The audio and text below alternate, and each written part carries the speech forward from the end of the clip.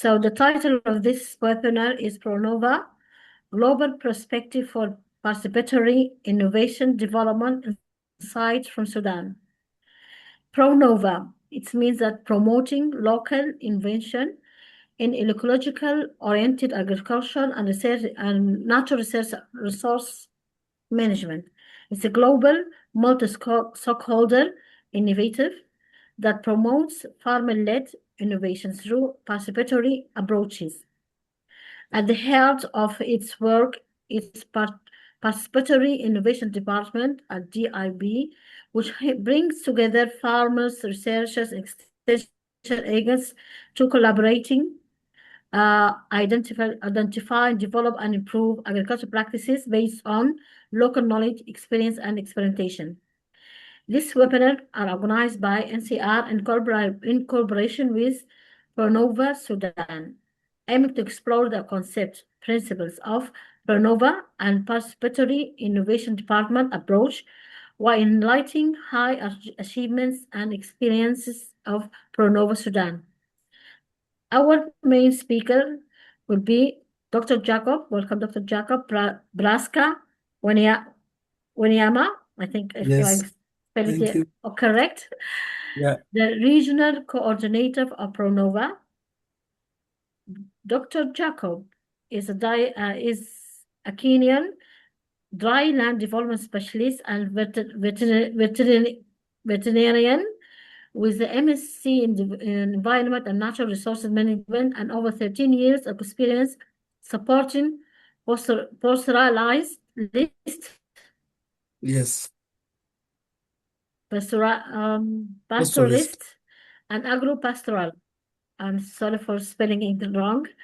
Communities across Eastern and Southern Africa.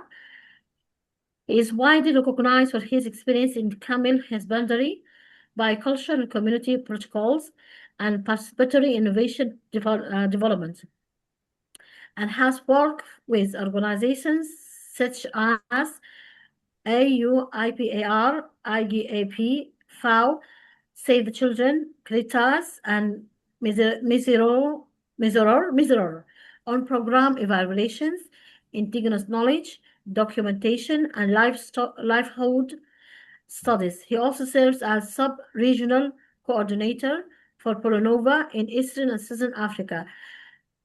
He is sub-regional. He also served as sub-regional coordinator for Prolinnova in Eastern and Southern Africa, where he supported capacity building, strengthening community innovation systems, promoting farmer-led research, and contributed to policy influence that recognizes smallholder farmers and pastoralists. I'm also going to introduce the second speaker and the panel discussion speaker, so that I'm going to give the mic to Mawahib to generate or moderate the webinar forward. Our second speaker will be Dr. Nuruddin Ahmed Abdullah, the former national coordinator of Prolinnova-Sudan. Dr. Abdullah holds a PhD in atmospheric physics and is a university lecturer with experience in environmental management, climate change, meteorology, and sustainable development, teaching at various universities in Sudan, and also supervising postgraduate researches. He previously served as Secretary General of the Higher Council of Environment and Natural Resources, and as National Project Manager for the Climate Risk Financing Project in collaboration with UNDP, as well as holding senior leadership roles in Sudan Meteorological Authority, including Director General of Meteorological Monitoring and Forecasting. He also managed climate change and local innovation programs at Practical Action. Dr. Abdullah is actively engaged in professional networks, serving as coordinator at the Sudanese Climate Change Network Advisor, and is an advisor to Prolinnova, and holding multiple leadership and membership rules in scientific. So we go also during the weapon, we're going to high Prolinnova-Sudan members. These members are Prof. Magda Abubakar Osman, Dr. Mahmoud Ahmed. Dr. Magda Abubakar is a research professor at NCR and an expertise in agricultural technology. Mr. Ja Mahmoud Ahmed is executive director of Sudanese Agriculture Extension Association. And Dr. Mahmoud Awad Makki is a research scientist in Agricultural Research Corporation. Welcome all of you, our main speaker and our panel discussions. And also Dr. Mohammed, welcome to you. And now I'm going to give you the mic so that you can moderate this webinar with your guest speakers and the panel discussion. Dr. Mohib, you can have the mic now. With your yes. Hello, everyone. Yeah. Welcome, everybody. Thank you, Dr. Hanan. Thank you, Prof. Sumaya, for giving this chance for Prolinnova platform and for organizing this webinar. Thank you, Dr. Jacob, Dr. Bridge, and all the participants from inside and outside NCR for joining this webinar. I just want to say a few words about the history of Prolinnova with NCR. It actually started since 2008.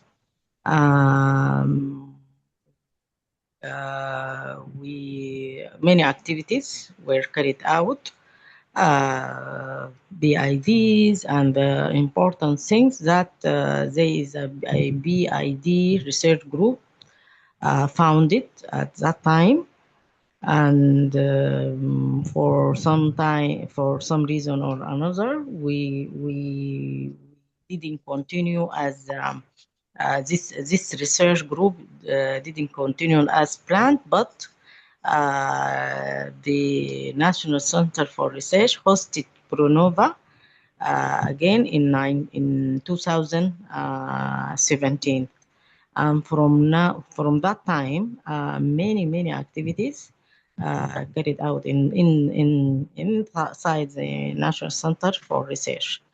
And also small introduction about Prolinnova. Prolinnova, it's mainly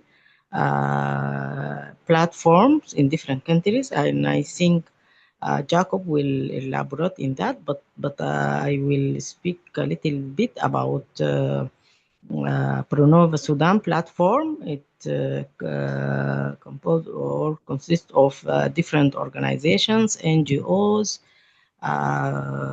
governmental institutions, research institutions, private sectors, individuals also joined Prolinnova platform, Sudan platform, and it also the structure is there is a steering committee nominated from the platform, and there is a natural coordinator. And I'm here as a national coordinator of Sudan. Every country have a national coordinator.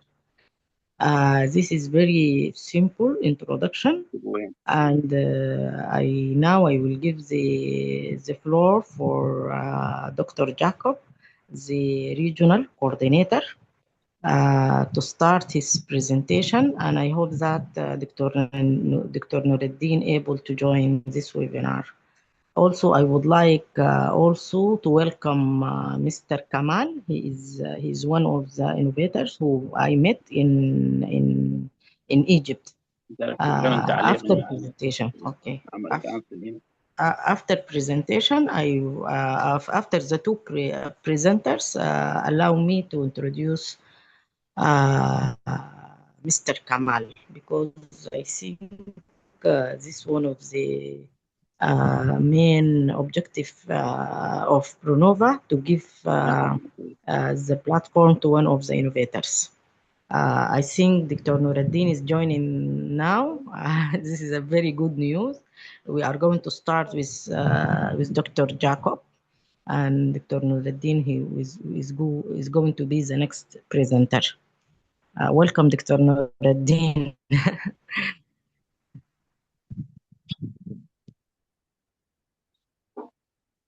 Dr. Jacob, you can start. Okay. I'm okay. I'm trying to get it. Just hold on, I get this. We are seeing your slide. Yeah, I want also to put my face there.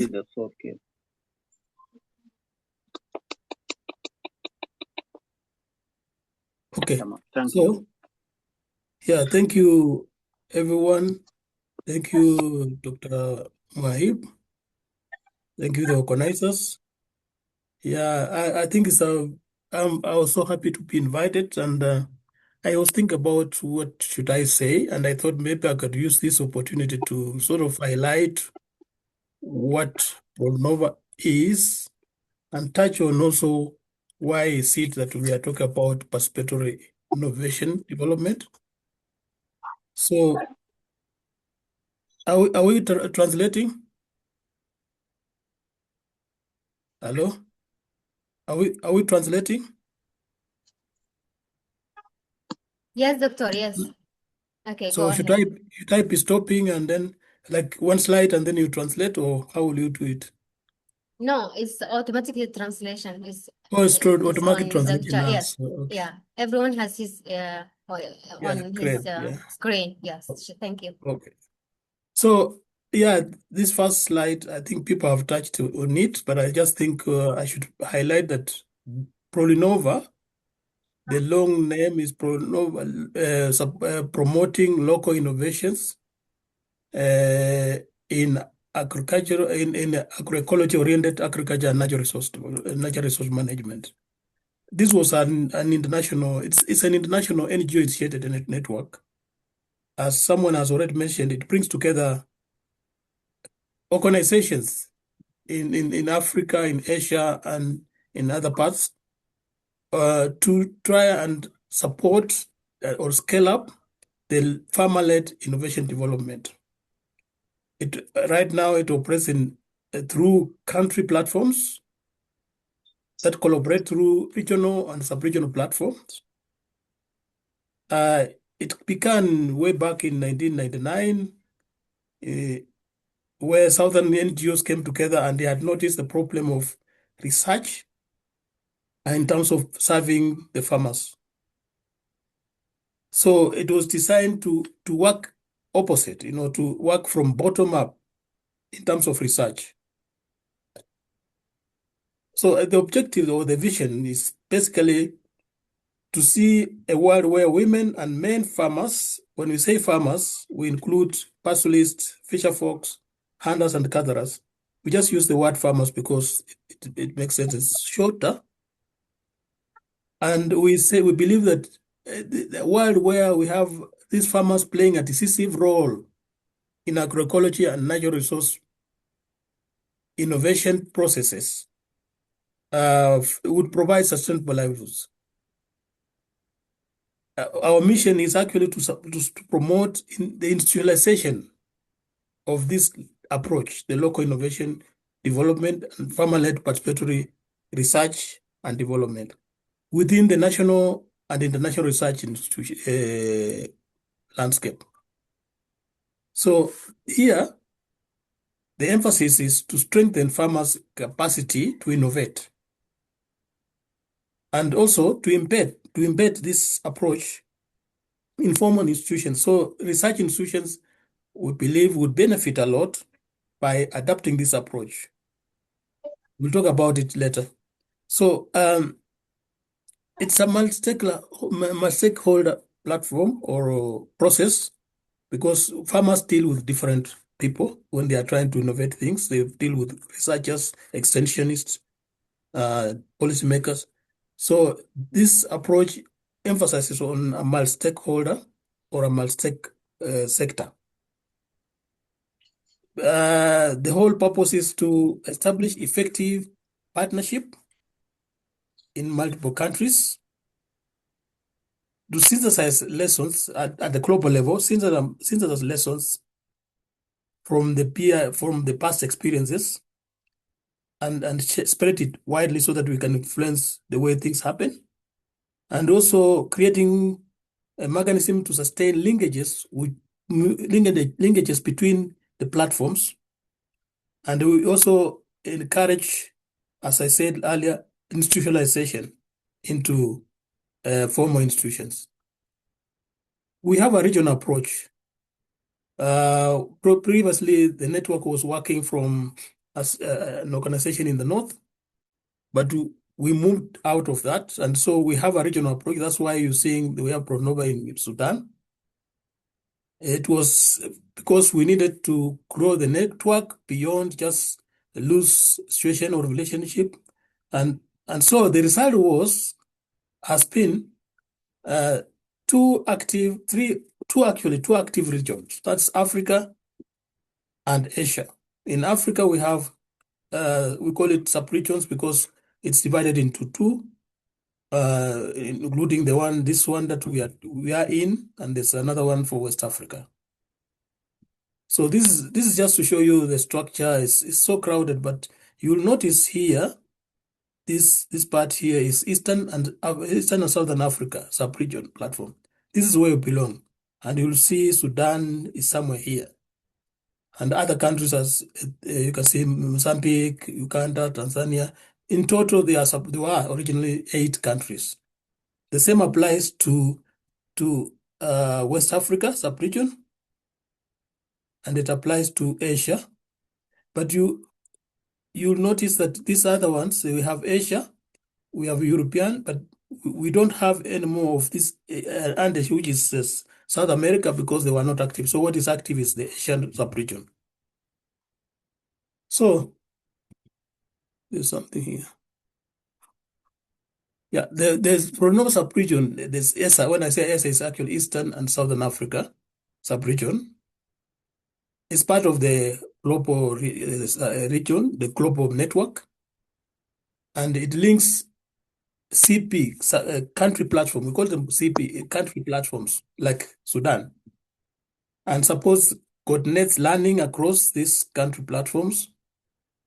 And we use this opportunity to amplify what the country platforms are doing in the sub-region. This is a platform where they can amplify their work and maybe have a global influence. It was originally 8 countries, but we have suffered losses for reasons. I'll point out down below there what is happening. But aim of this sub-region is to promote and scale up farmer-led innovation.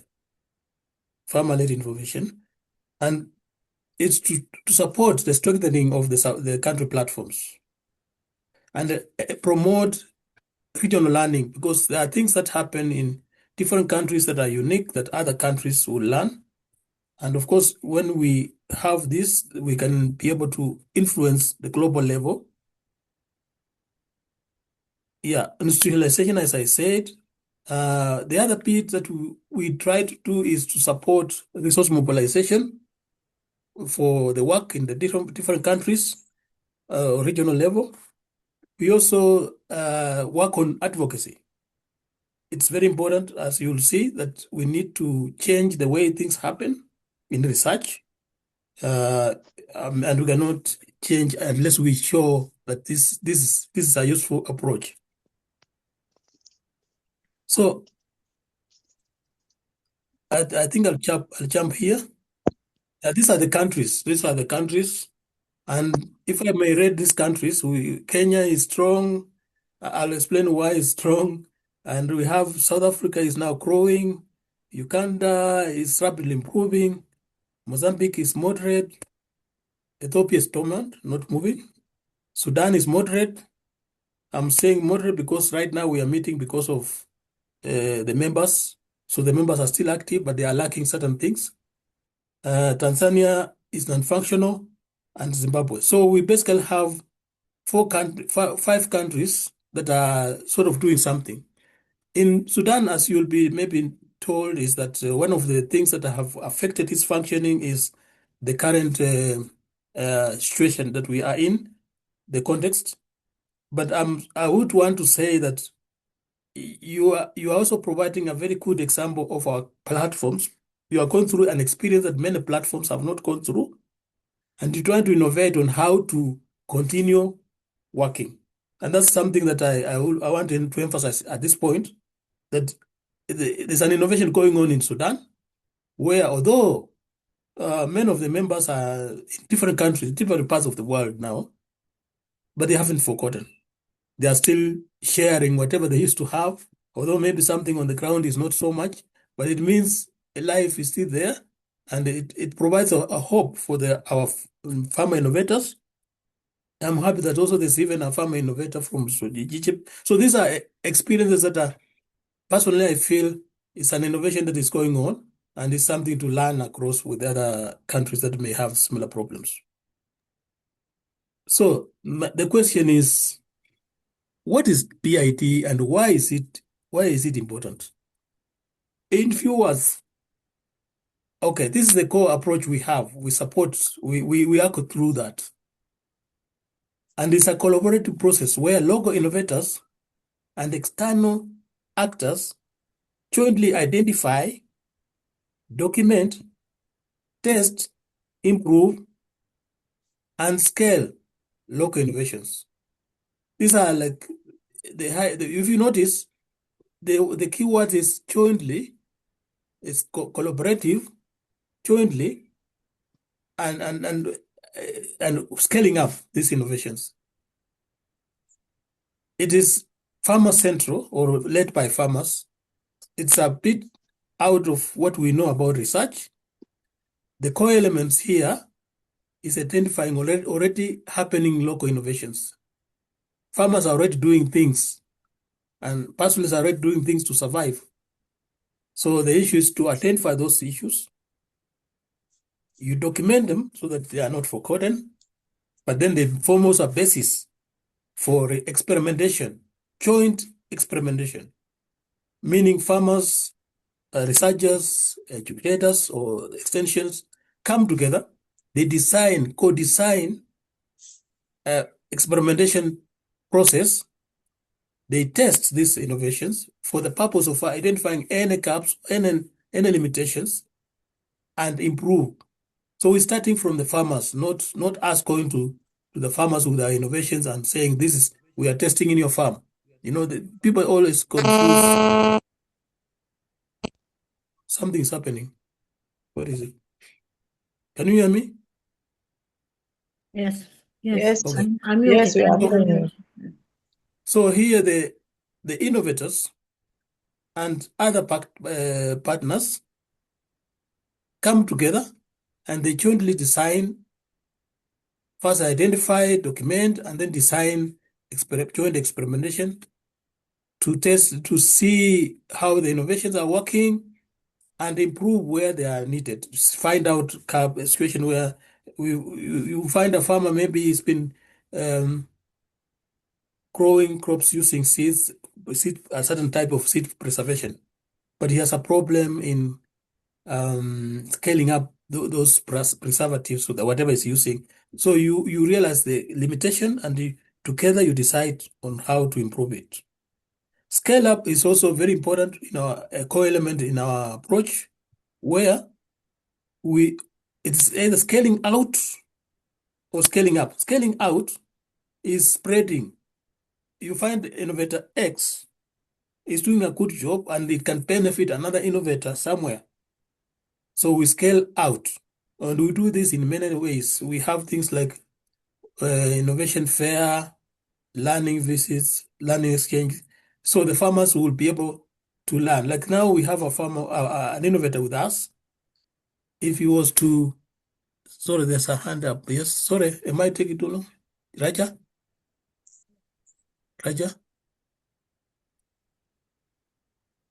I saw a hand up. Okay, Hello? so Is there yes, a problem? no, I'm okay. I'm just seeing someone has raised a hand, but I'll continue. So the question is, why are we promoting this? Why do we think PID is the way forward? We recognize, and all of us, I think we have gone through this when you go to a farmer, and you realize he's doing things that he just created it. He didn't learn. Either maybe he saw somewhere and he has improved on it, or he's just creating his own solutions. So communities are creators actually of knowledge and innovation. We have to recognize that. I'm sure we all have encountered this. And now at the moment, we have many challenges. And these challenges require thinking out of the box, innovating, like climate change, food insecurity, biodiversity loss, livelihood uncertainty. All these are challenges that are facing us, and they are facing farmers. So farmers don't just sit and wait for solutions, they try to find solutions. And that's why I think PID approach is a good thing. The issue of drop-down, we've always realized a lot of times when it comes with technology, the farmers, we have problems of absorption. They don't take it, or when they take it, they can't access it because it's expensive or somehow. So this top-down has always failed us. And so we need to think different. And that's why we need to move beyond just top-down development approach to recognizing farmers' role in this, and not just participating in your experiments, actually directing, deciding what you should experiment in, and driving that experimentation. This is a challenge to us actually as scientists. We come from an area where we work in things in the lab, and they work wonderful. If it's about productivity, they multiply seeds. But in the process of doing that, we suppress what farmers would otherwise would have liked to do.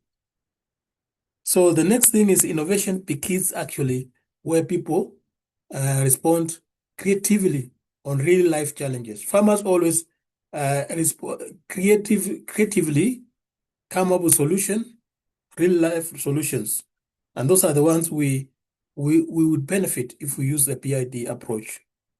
Sorry, what is PID? Okay. So why is it different? Why is PID, Participatory Innovation Development, different? Yeah, conventional research development solutions and the communities.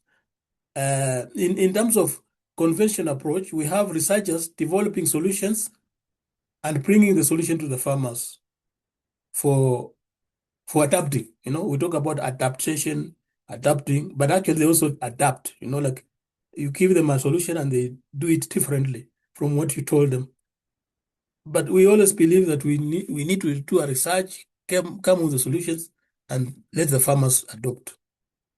But in PID, communities define challenges. They are the ones who know the challenges and who know the opportunities. In this case, we as researchers, educators, and extension workers, we are just facilitators and co-learners.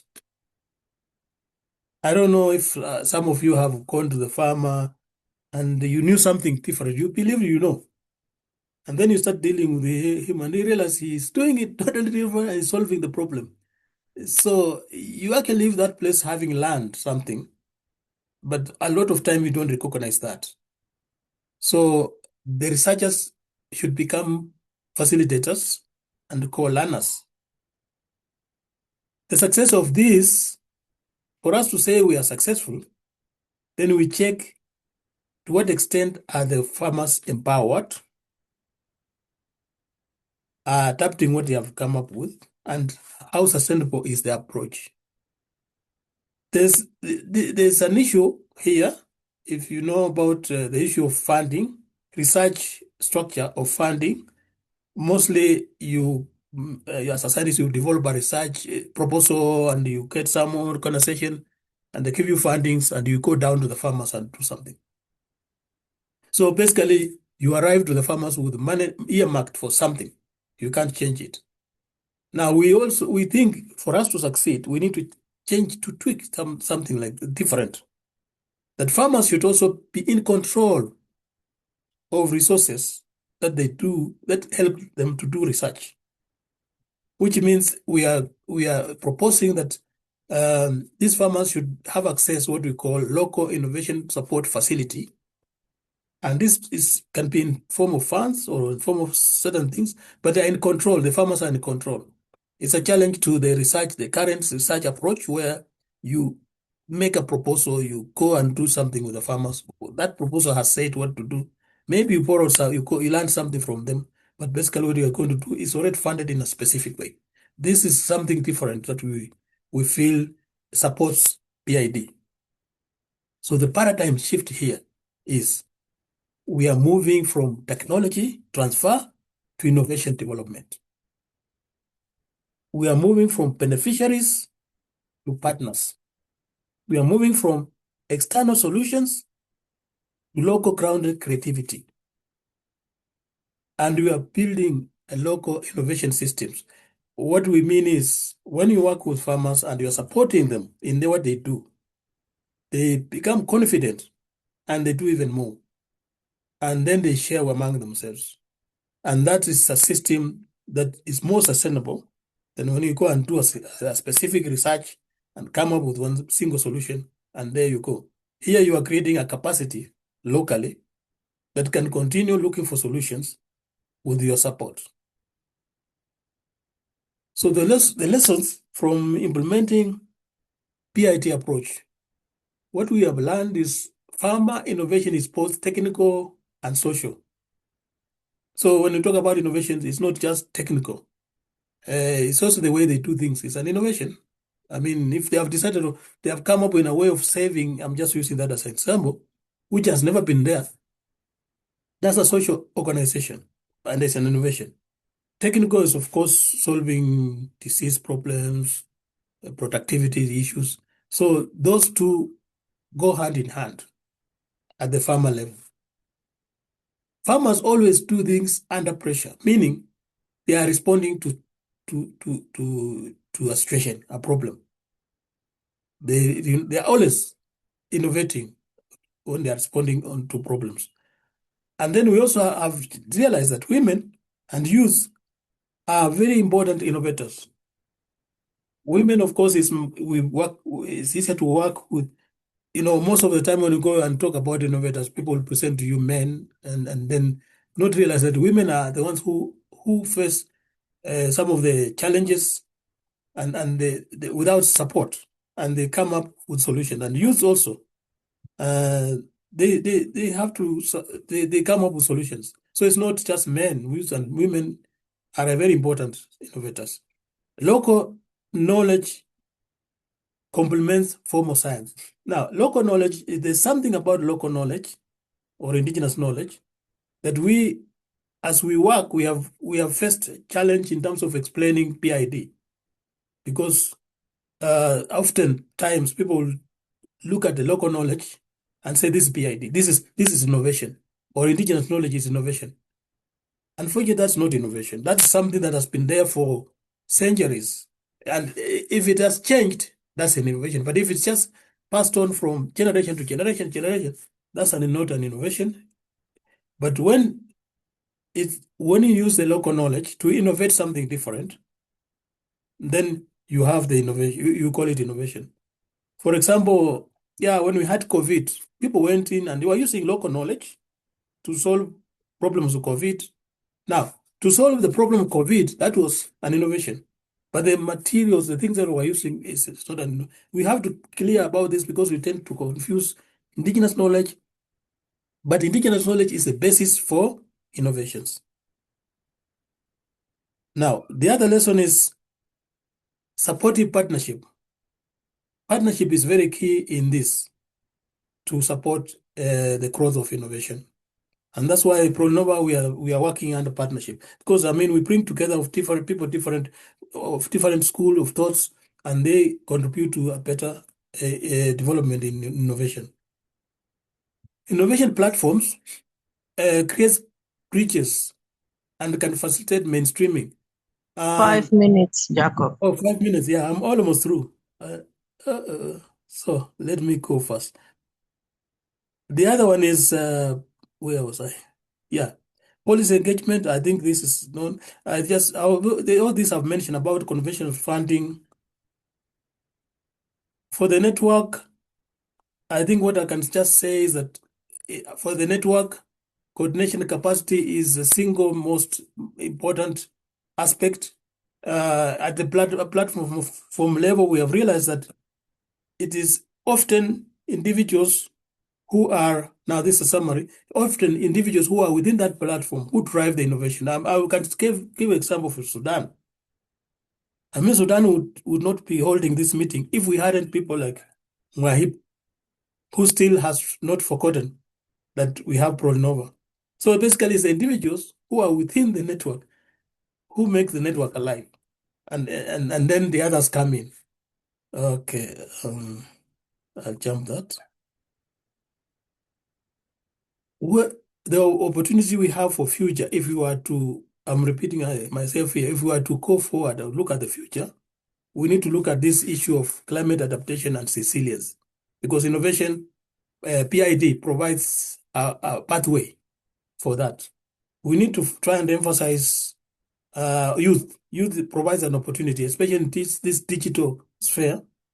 And then we have the issue of institutionalization. Institutionalization is key, because then we can ensure that this approach is within the development paradigm. Yeah, I think it's true.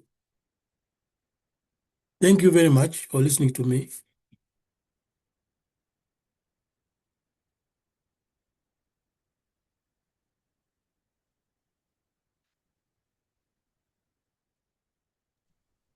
Thank you, Jacob, for this presentation. Let me just give overview of the presentation in Arabic, because maybe some participant couldn't make it online. دكتور جاكوب يعني اتكلم عن برونوفا، وهي بتهتم بالناتشورال ريسورسز ولينك الريسيرشرز مع المبدع المحلي اللوكال انوفيتور.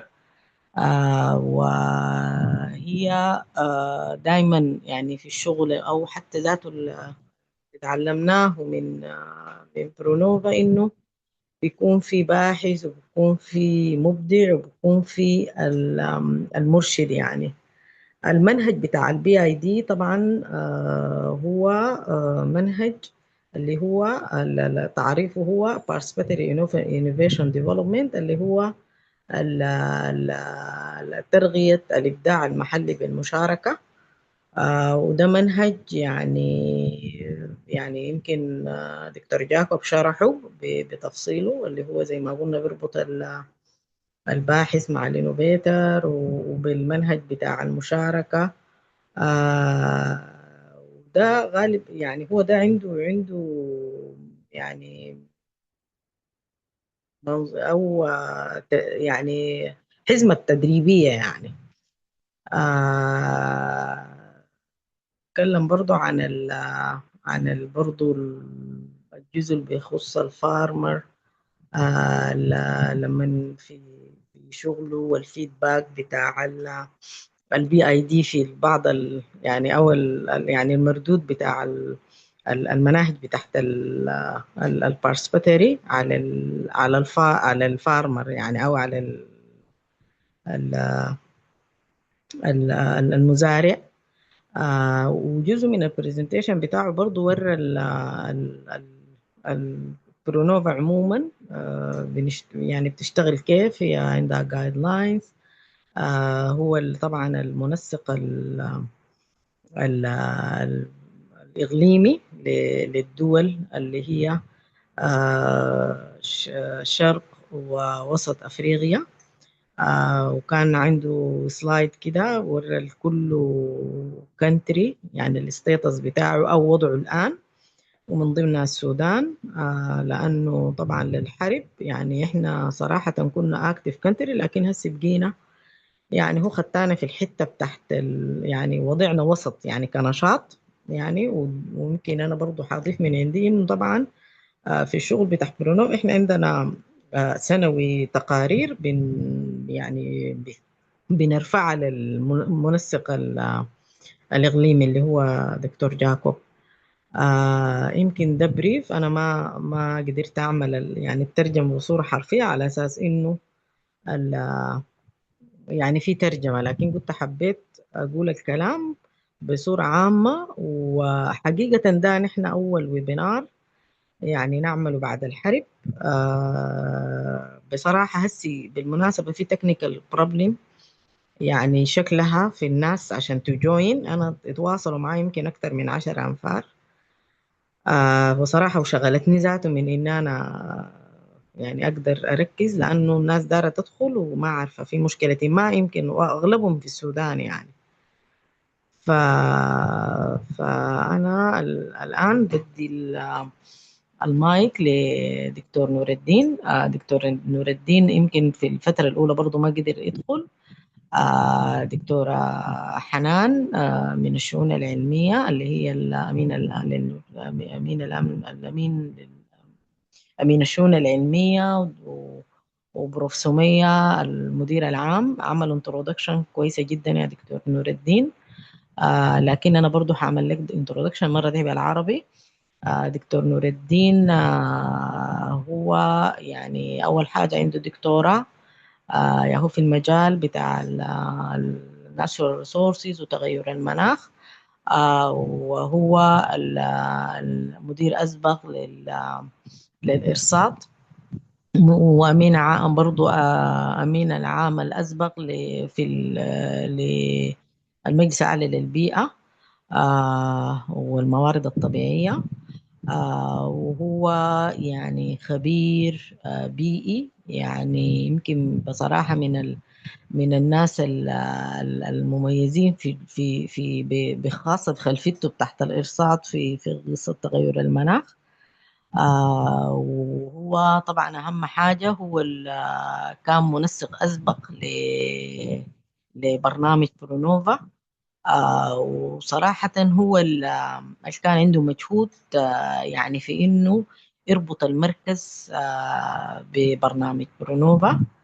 والكلام ده يمكن من 2008. أنا واحدة من الناس كريسيرشر يعني لقيت فرصة إني أتمول في حاجة اسمها BID اللي هي اللي قلنا Participatory Innovation Development أو ترغية الإبداع بالمشاركة. زي ما قلنا هو منهج وفي نفس الوقت يعني الريسيرش أو البحث يعني يبنى على هذا المنهج يعني. فإن شاء الله إحنا في الدسكشن وفي البانل اللي حيكون فيه ناس بروف ماجدة حتوضح الحاجات أكتر. وصراحة دي أول ويبينار ونتمنى نحن ما نقيف يعني. اتفضل يا دكتور نور الدين.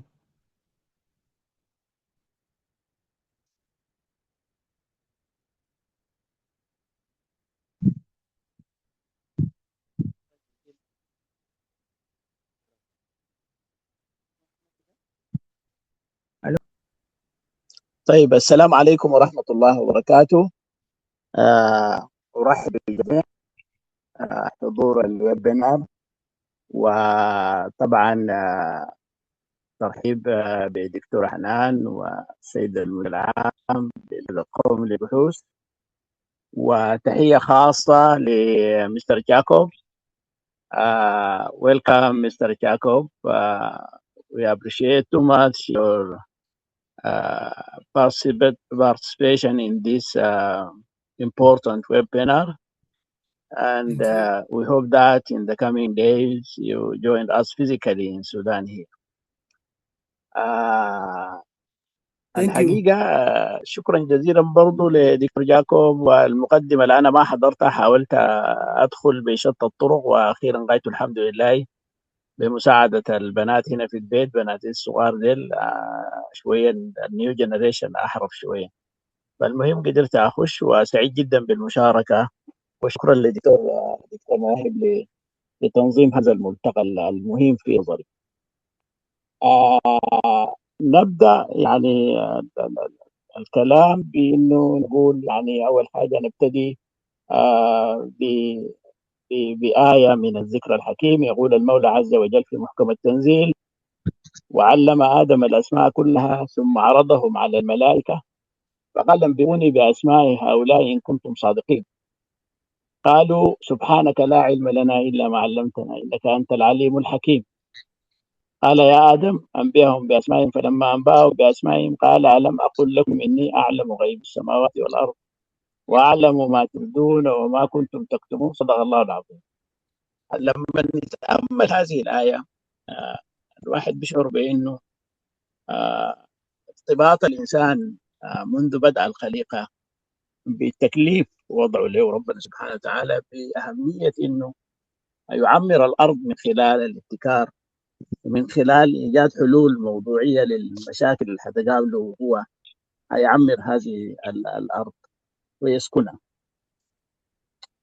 فحتى هذا النمط المعرفي اللي هو كان عن طريق الوحي للأنبياء لم يعطى للملائكة، لكن أعطي للإنسان، واستمر هذا النهج. انتهى طبعا بالرسالة الخاتمة ووفاة خاتم الرسل سيدنا محمد صلى الله عليه وسلم، وتبقت لنا أنماط أخرى معرفية، منها الإلهام، منها القدرة على الابتكار، منها القدرة على التعلم والمشاركة.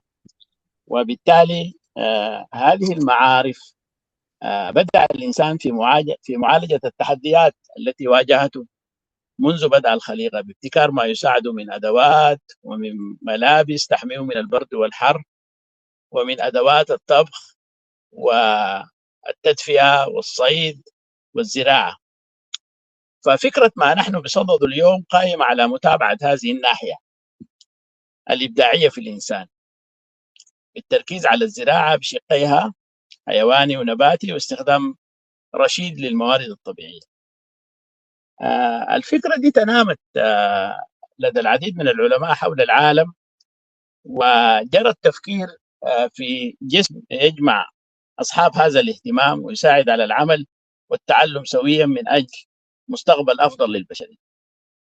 تمخضت الفكرة عن ولادة شبكة عالمية اتفق على تسميتها باسم برولينوفا، وهي للناس اللي انضموا حديثا الكلمة عبارة عن اختصار طبعا لعبارة promotion of local innovations، اللي هو أخذت الثلاثة أحرف برو من promotion، وأخذ ال من local، وأخذت الإنوفا من innovation، فبقت برولينوفا كلها كاختصار لترقية الإبداعات أو الابتكارات المحلية في الزراعة والبيئة وإدارة الموارد الطبيعية.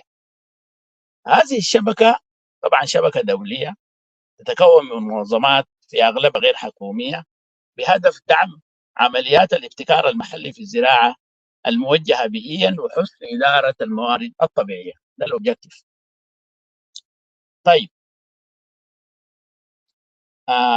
طبعا الرؤية بتاعت طبعا دكتور جاكوب يعني الحمد لله يوفر لي كثير من الوقت لأن عرف المنهج وخلافه، أنا ما بمر على ده، لكن بقول الرؤية هي يعني الحلم بعالم يؤدي فيه المزارعون والمزارعات أدوار حاسمة في عملية الابتكار الزراعي البيئي بتقدر وإدارة تشير الموارد سكرين؟ الطبيعية من أجل بتقدر تشير يور سكرين؟ أنا ما لأنه خشيت بصعوبة ذاته، وقايل السكرتارية حتعمل شير للشيء اللي كتبناه. إذا دكتورة حنان عندها ممكن تعمل شير سكرين بيكون أسهل. دكتور حنان عندها. أيوه دكتور نور الدين، البرزنتيشن أنا موجودة ما عندي سامعكم بعمل لها. كويس، الصوت طيب. ضعيف يا أخواننا، ما سامع. طيب البرزنتيشن موجودة عندي أنا ممكن أعمل لك شير للبرزنتيشن. جدا كويس. تمام. كويس. عندك 10 minutes يا دكتور نور الدين، فضلت لك. أديه زي ما بدي بس. نديك، عندك 10 minutes 10 minutes عشان في بانل برضه. مع زمني 25 دقيقة مش كده؟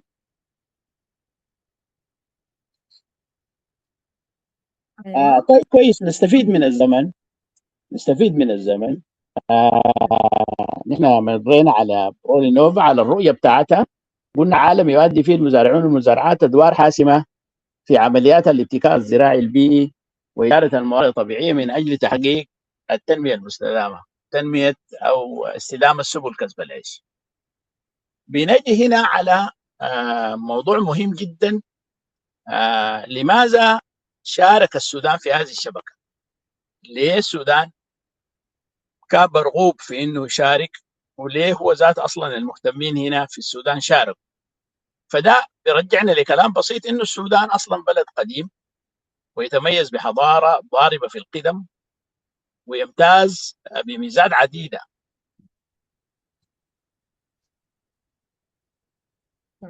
هذه الميزات جعلته منبع للعديد من الابتكارات التي شكلت اساس التقدم التقني في العالم. منها المساله بتاعت الساقيه، منها بدايه صناعه الحديد في مروي، منها الاهرامات نفسها.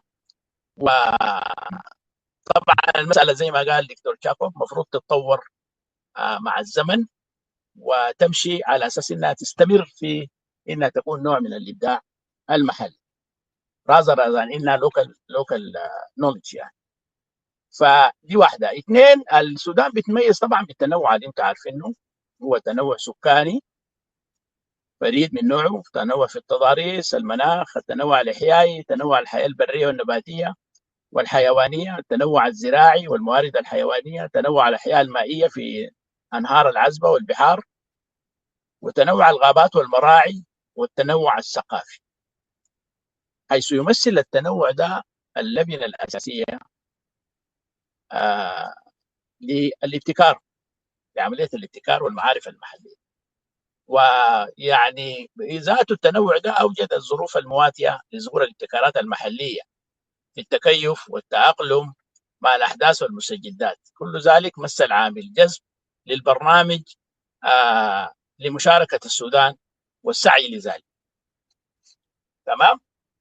طيب، صديق شايف يبقى ده البرزنتيشن؟ المبرر لانه يجي البرنامج السودان. وفعلا بدأ العمل التحضيري للمبادرة في 2004 من خلال التواصل مع المؤسسات الحكومية المعنية، وكان على رأسها في ذلك الوقت إدارة نقل التقانة والإرشاد الزراعي وهيئة البحوث الزراعية.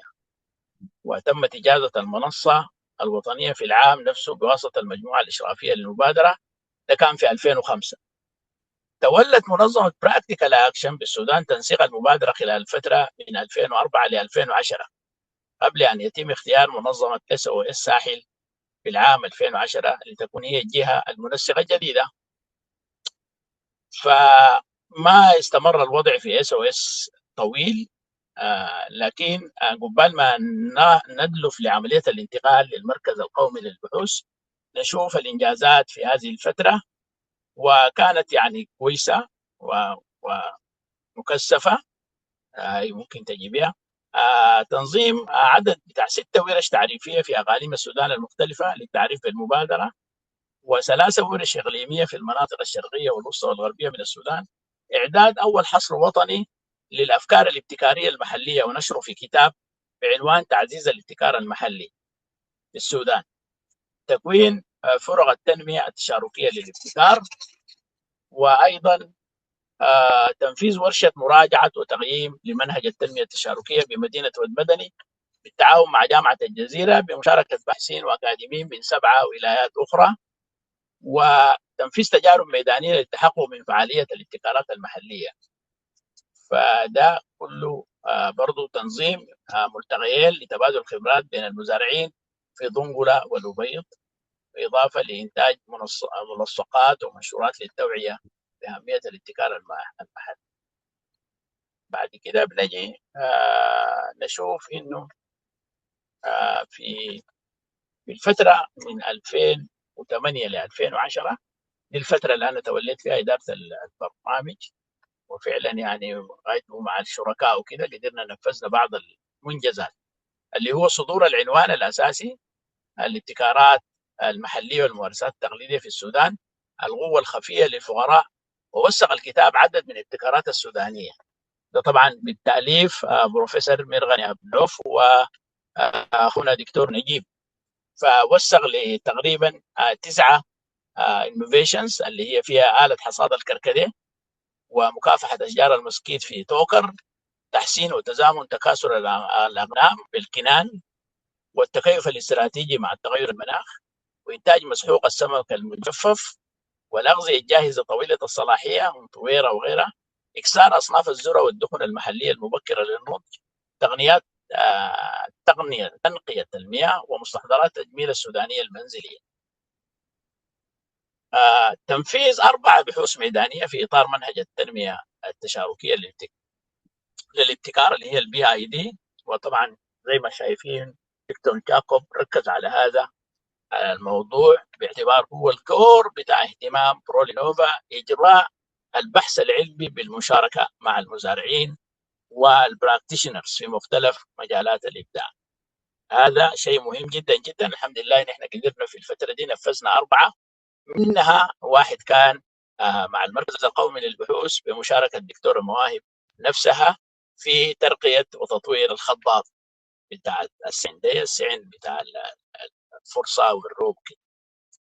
فتمولت هذه المشاريع، وبعد ذلك برضو نفذت بعض البرامج التدريبية للباحثين، وكان القدح المعلى كان لباحثي المركز القومي للبحوث. فالحقيقة مشاركة المركز القومي للبحوث في البرنامج كانت مشاركة في غاية من الأهمية. وفي الوقت ذاك سعيت أنا كمدير للبرنامج على استقطاب عدد من الباحثين لحثهم على المشاركة في تبني منهج المشاركة في ترقية الإبداعات المحلية والابتكارات نسبة لما يمتلكونه من قدرات علمية قوية وواعدة، ونسبة للجو العلمي والإبداعي داخل المركز نفسه، واستعداد المركز وتقسيماته يعني النباتات الطبية والعطرية، والمركز بتاع البيئة هناك في الهناي، وبعدين ترقية والادوبشن بتاع التكنولوجيز ناس مواهب هنا. فده كله حفزني على اساس انه نحاول نعمل عمل مشترك مع المركز القومي للبحوث. فبدينا بعملية تدريب على منهجية الBID بالمشاركة، وبعدين بعد شوية بدأ توقيع مذكرة تفاهم مع المركز بحضور نائب مدير المركز في الوقت ذاك بروف مقدام، واختير عضو في اللجنة العليا لبرولينوفا-سودان. بعدين تكلمنا عن تطوير الخطاط بمشاركة دكتورة مواهب في واحدة من قرى شرق النيل، وورشتين عمل تدريبيات لموضوع الBID والمنهجية التشاركية لترقية الإبداعات المحلية. طيب بعد كده انتقل نفس البرنامج في الحقيقة كله انتقل بعد مداولات ومشاورات للمركز القومي للبحوث زي ما قلنا لوجود الأرضية المادية والعلمية من خلال الباحثين اللي ابتدوا فعلا يفهموا التوبيك ويستوعبوه ويشتغلوا من خلاله. فالإنجازات خلال الفترة الوقت ده كان دكتورة مواهب استلمت هي الكوردينيتر، مشى بطريقة كويسة. في كان تعرف أكثر وتعريف للابتكارات المحلية وتوثيقها ونشر نتائجها، بناء القدرات وتطوير مشاركة المؤسسات الداعمة للابتكار، توسيع الشبكات والشراكات المحلية والإقليمية والدولية، تعزيز الحوار حول السياسات المرتبطة بالابتكار والتنمية، وتعبئة الموارد المالية وإنشاء آليات دعم للمبتكرين المحليين تكلم عنها دكتور جاكوب. أبرز التحديات كانت إعادة هيكلة المنصة الوطنية واستيعاب أعضاء جدد وفق ضوابط عضوية واضحة، وإنشاء لجان توجيه محلية، وبناء شبكات التمويل واستقطاب الموارد المحلية لدعم الأنشطة. يفضل لنا الرؤية المستقبلية عشان ادي الناس زمن. على الرغم يا اخواننا من استمرار الحرب في السودان خلال السنوات الأخيرة، فإن البلاد ما تزال تمتلك ثروة كبيرة من الابتكارات المحلية وتنوع واسع من الخبرات المحلية ومن الخبرات الشعبية يمكن أن يسهم في دعم التعافي الوطني وإعادة البناء. كما نؤكد أن تطوير برامج ترقية الابتكارات المحلية يمكن أن يسهم في حماية الإنسان والحيوان والنباتات والبيئة. كل ذلك سيفتح آفاق واسعة للتنمية الاقتصادية والحد من الفقر وتعزيز التجارة واستدامة الحلول التنموية. ففضل لنا برضو الدعوة إلى إعداد استراتيجية وطنية This is very important وخطة عمل للابتكار المحلي بالتشاور مع المجتمعات المحلية والشركاء.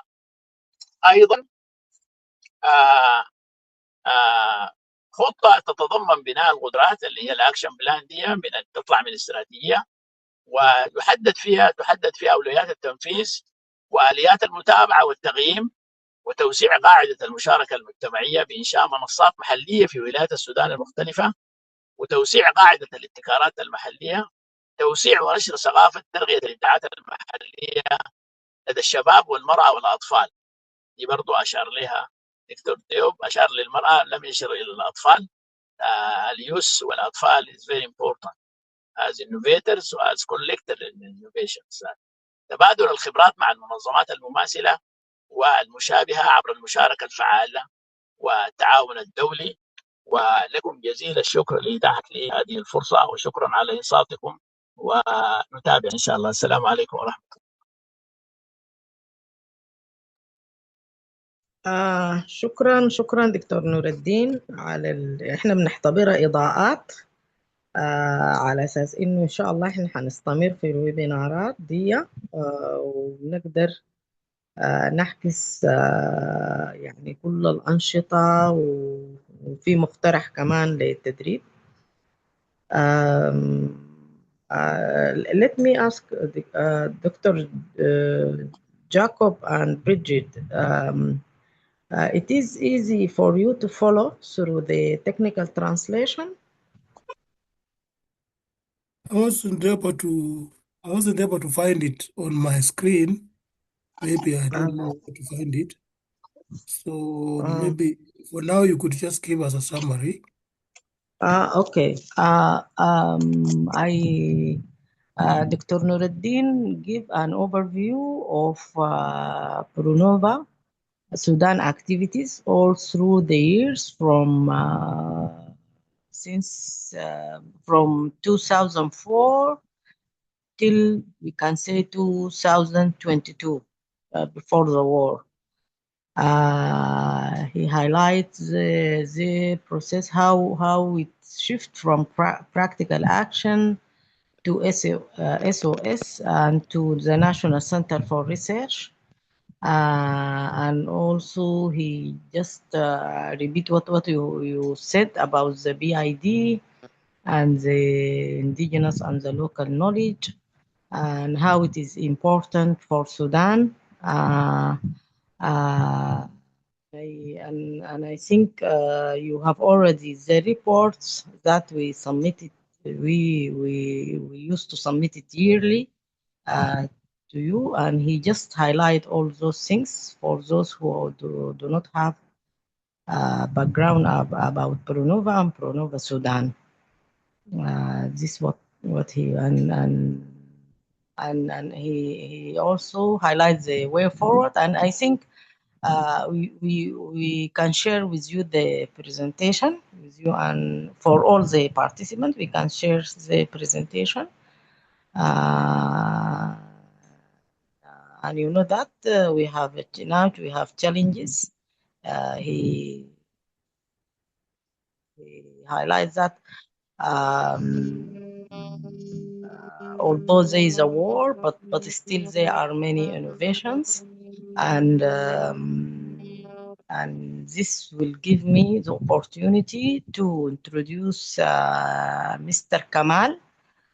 He's one of the innovators, and he has his experience in this after the war. There is many innovators after the war, and actually you are following, Jacob, that we conducted one of the activities here in Egypt, in Alexandria. We make like a fair, very small one. On that one, I met Mr. Kamal. I give him the floor just for 5 minutes, and our plan that to give some he and other innovators the platform next time to present in details his experience. أستاذ كمال، أنا حقدمك يعني تعمل إضاءة، أنا بسميها إضاءة لأنه الإكسبيرينس بتاعتك واسعة، تعمل إضاءة على الحاجة اللي عملتها بعد الأور. أنا ما حسميها، وأنت تعرف نفسك وتسميها. يلا المايك لك يا أستاذ كمال. السلام عليكم ورحمة الله تعالى وبركاته.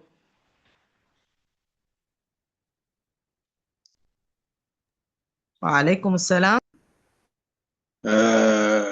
الصوت واضح كده والصورة بتاعتي واضحة، يعني أنا دخلت أيوة واضحة. طيب، أنا كمال الدين عثمان قمر. كنت بعمل موظف إداري في المملكة العربية السعودية، وبظروف الحرب طبعا جينا هنا في مصر، قاعدين في اسكندرية، وسنحت لنا الفرصة الحمد لله بالمشاركة مع الدكتورة مواهب في سيمينار، وتعرفنا عليها هناك وعرفتنا برونوفا. وأنا كنت سعيد جدا جدا يعني بهذه المعرفة، وأقدم الفكرة بتاعتي من خلال برونوفا. وصراحة أنا يعني مهتم بالمسألة بتاعت السمك العربي، أنه كيف يصل للناس بطريقة سهلة وبطريقة مفيدة يعني. فالكل بيعرف أنه السمك العربي طبعا هو فوائده كثيرة جدا جدا تكاد لا تحصى يعني. لكن للأسف الشديد كل الشركات والجهات اللي عملت في السمك العربي يعني ما بتقدم أكثر من أنها هي بتطحن السمك العربي وتقدمه في مغلفات جميلة للناس. وبالتالي الفائدة بتاعت السمك العربي هي محدودة جدا جدا بالرغم من الفوائد العظيمة للسمك العربي. فهنا ده كان الهاجس بتاعي، فأنه أنا كيف أقدم السمك العربي أنه الناس تتناوله بطريقة يومية ويكون جزء من حياتهم يعني. فمن هنا بدأت في الأبحاث طبعا يعني في ظروف يعني الحرب في السودان وتوفر الوقت، والحمد لله هنا بدأت أعمل في تجارب، ووصلت التجارب بتاعتي لأكثر من ممكن 350 تجربة في أنه أنا كيف أقدم السمك العربي بطريقة جميلة والناس تحب تاخده بطريقة يومية يعني، ويكون جزء من حياتهم يعني. فالحمد لله توفقت في أنه أنا أعمل منتج من السمك العربي، وخلطته بالدوم، وممكن خلطه برضو بكثير من المكسرات، وطلع في شكل سناكس جميل جدا جدا. الناس بقت تاخده بطريقة يومية، وبالإضافة لكده برضو عملنا منه حلاوة. والهدف الأساسي في السناكس أنه يعني الناس تاخذ الكمية اللي موصى بها من خلال الأطباء يعني، لأنه سمك العرب معروف فوائده، لكن هو بيدخل في كثير من الأدوية ومن المنتجات في شكل مستحلى، في شكل يعني إضافات لحفظ المنتجات. لكن نحن في أكاسيا يعني أضفنا في كل قطعة بتاعت سناكس 5 جرام من السمك العربي.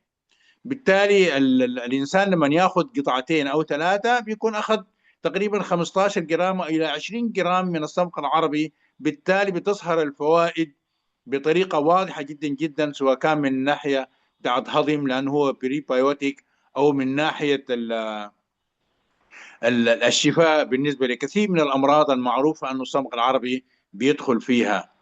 فالسناكس أنا هعمل مشاركة الآن بالنسبة للصور بتاعت المنتج اللي أنا قدمته، والحمد لله يعني في خلال الفترة اللي فاتت يعني بعنا منه يعني كميات كبيرة، وكل واحد يعني جرب المنتج رجع تاني وطلب منه، هو يعني بيقول انه هو استفاد منه فائدة كثيرة جدا يعني. وصراحة ان المنتج الان اللي انا عملته اللي هو الصمغ العربي بالدوم، وتم تحليته طبعا بالتمر، وبرضه دي حاجة برضه مفيدة جدا، وما بيدخل السكر الابيض في المنتج يعني. دي برضه من الاشياء المفيدة بالنسبة للاكاسيا سناكس. فانا الان هحاول اعمل لكم مشاركة بالنسبة للمنتج.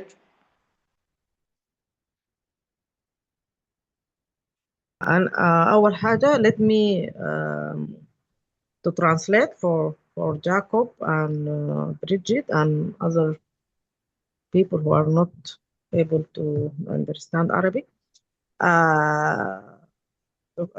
Mr. Kamal, his experience with gum Arabic, he was he introduced himself as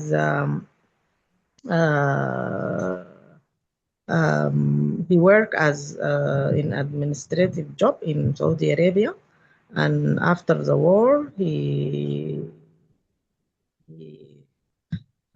tried to get use of gum Arabic because he believes that gum Arabic has a very high nutritive value. So he made some trials to produce like sweets and snacks, mainly from gum Arabic and other products.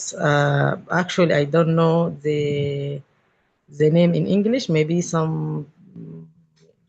Dora Hanan or other like Adom. What's the English name? And هو also المين برودكت نيم اللي هو الاكاسيا يا دكتور، اكاسيا الأكاشيا. أيوة اللي هي أكاشيا. ظهرت الصورة بتاعته هنا. ايوه دي القطعة أوكي. بتاعت الاكاسيا اللي هي 20 جرام. وزي ما انا قلت يعني هي بتيجي منها عدة اصناف. الصنف الاول اللي احنا عملناه اللي هو الدوم، الصمغ العربي بالدوم ومحلاه بالتمر، والسناكس الواحد فيه 20 جرام. الصمغ العربي بيتمثل 5 جرام في كل قطعة.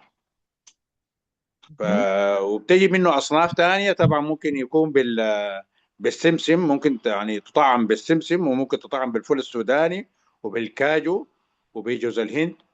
ونفس الخلطة دي ممكن تتعامل منها يعني بتتعامل منها ممكن مربى، ممكن تتعامل منها حلاوة، ممكن تتعامل منها عصير، يعني كلها دي جربناها. نفس الخلطة بقى الصبغ العربي ممكن يتعامل بالقنقليس أو بالتبلدي كما يقال يعني، برضو أدى الطعم جميل جدا جدا، وبقت في شكل سناكس وحلاوة وعصير وهكذا يعني. وفي إمكانية يعني الحمد لله بالنسبة للخلطة قبلت أنها ممكن يدخل فيها أصناف تانية. يعني عندك مثلا زي النبات، ممكن يكون زي التمر هندي وهكذا يعني. فزي ما انتم شايفين الآن الصور بتاعت المنتج يعني كانت برضو تغليفها جميل، ودكتورة مواهب يعني من الناس اللي جربوا المنتج ده، وكانت يعني مشيدة جدا به. ونحن عندنا طموح في أنه يكون منتج عالمي يسوق على مستوى العالم، باعتبار أنه منتج سوداني. ونحن طبعا الصمغ العربي عندنا متوفر، لكن بيصدر كخام. يعني لما نحن نعمل منه منتجات بالطريقة دي يعني حيكون إضافة يعني إبداعية صراحة للصمغ العربي، ويستخدم يعني والناس تستفيد منه بفائده عظيمه، نظرا للكميه الكبيره اللي نحن بنستخدمها في السناكس وفي الحلاوه، يعني بدل ما الحلويات الان موجوده فيها اضافات كيماويه وسكر وكذا يعني. فانا بشكر الجميع، بشكركم على المشاركه دي، وانا بتمنى انه الفكره تكون فكره ابداعيه بتاعتي، وان الناس وتتبنى من قبل برونوفا على اساس انها تصل الى ان شاء الله للاسواق العالميه يعني. ده بالنسبه للمغلف، انه هو ده بياخد 10 قطعه بتاعت سناكس، والظرف الصغير ده هو في القطعه الصغيره اللي هي ال 20 جرام. فشكرا جزيلا، وبتمنى انه يكون عندنا مشاركات بطريقه افضل ان شاء الله، يكون في برزنتيشن توضح الفكره بصوره افضل واحسن ان شاء الله. شكرا أستاذ كمال. ما عارفة لو صراحة لو في زول بيقدر يترجم الجزء بتاع البرودكتس اللي هو ما بعرف يا دكتور سهير شمو، أو بحسب الباك جراوند لو بتقدري، أو بروف محمود، جست لأنه البرودكتس يعني الاستخدام اللي هي بيسموها نون اللي هي شنو فورست برودكت، ولا المهم الترمينولوجيز. السلام عليكم. هاي. السلام عليكم. أهلا دكتور سهير، كيف أخبارك؟ كيف حالك؟ هلو everyone. شكرا يا أستاذ كمال، وحقيقة يعني ابتكار جميل جدا، وإحنا بالنسبة لنا في النيوتريشن يعني حاجة مفيدة خالص، وممكن تكون عندها فوائد علاجية، ويعني إن شاء الله الناس تقدر تستفيد منها. طيب for translation, Dr. Kamal is one of the innovators of Prolinnova. He has innovated a kind of snacks from acacia. Acacia is, you know, all of you know acacia, Arabia. It's a kind of soluble fiber. And in Sudan also we have a dry fruit called dom or dom palm. The scientific name or the Latin name is Hyphini Thepatia.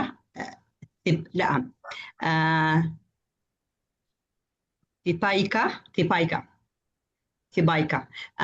He did the snacks, he innovated a kind of snack by mixing, by adding acacia, powder acacia, or gum arabic, powdered gum arabic, to the palm.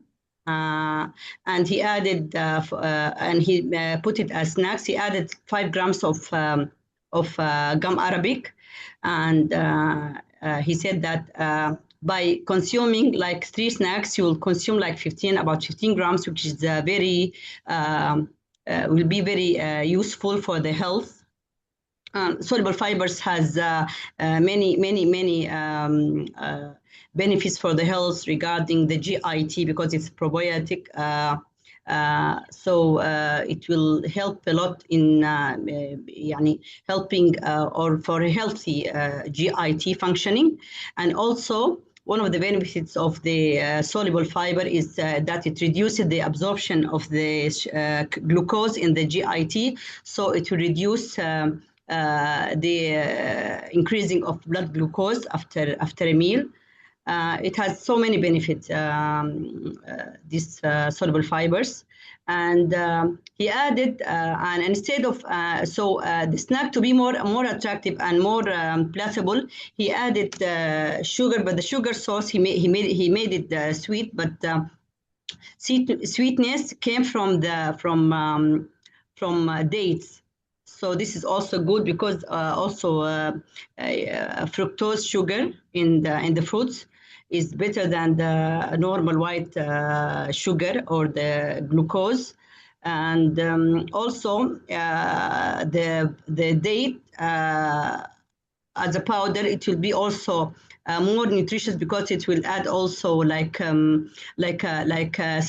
iron, and it is rich in many other fibers.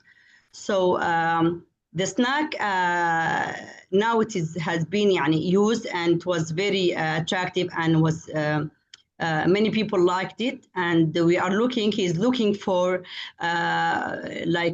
exporting these goods and our goods of and other goods maybe in the future of gums from this acacia tree, and inshallah, Sudan will be an exporter not for only raw gum, but for gum products, which will be inshallah consumed and distributed throughout the world.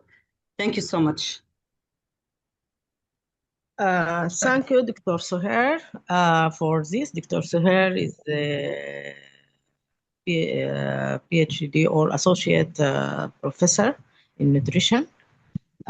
She is in the University of Khartoum, and now she is joined one of the universities in Saudi Arabia, in Hail. Thank you, Dr. Soher, for your translation.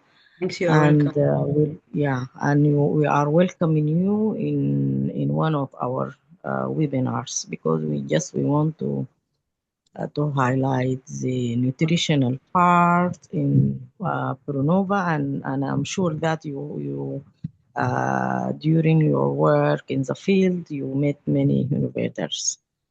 Thank you again. Glad to join you. Thank you so much for the invitation. Yeah, thank you.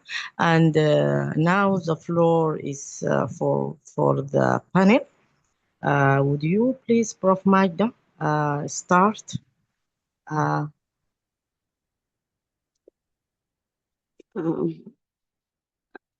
السلام عليكم. وعليكم السلام.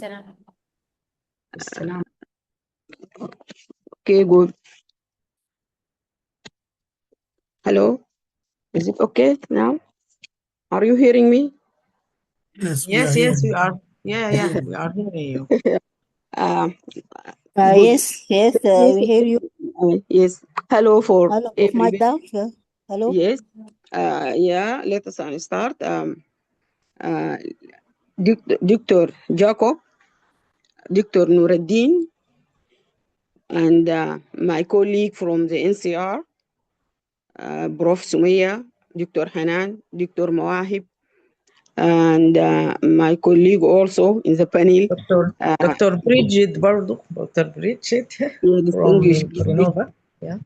I'm sorry because due to connection problem, I didn't join from the beginning. So, hello, Dr. Winjit from Prolinnova. Also, Prof. Mahmoud, Dr. Raja. I would like to say hello and wish you all are in wealth and healthy condition. Thank you, the Prolinnova-Sudan and Prolinnova International for arranging this valuable webinar. And at the beginning, I prepared a few points to share with you, but the presentation of the Ustaz Kamal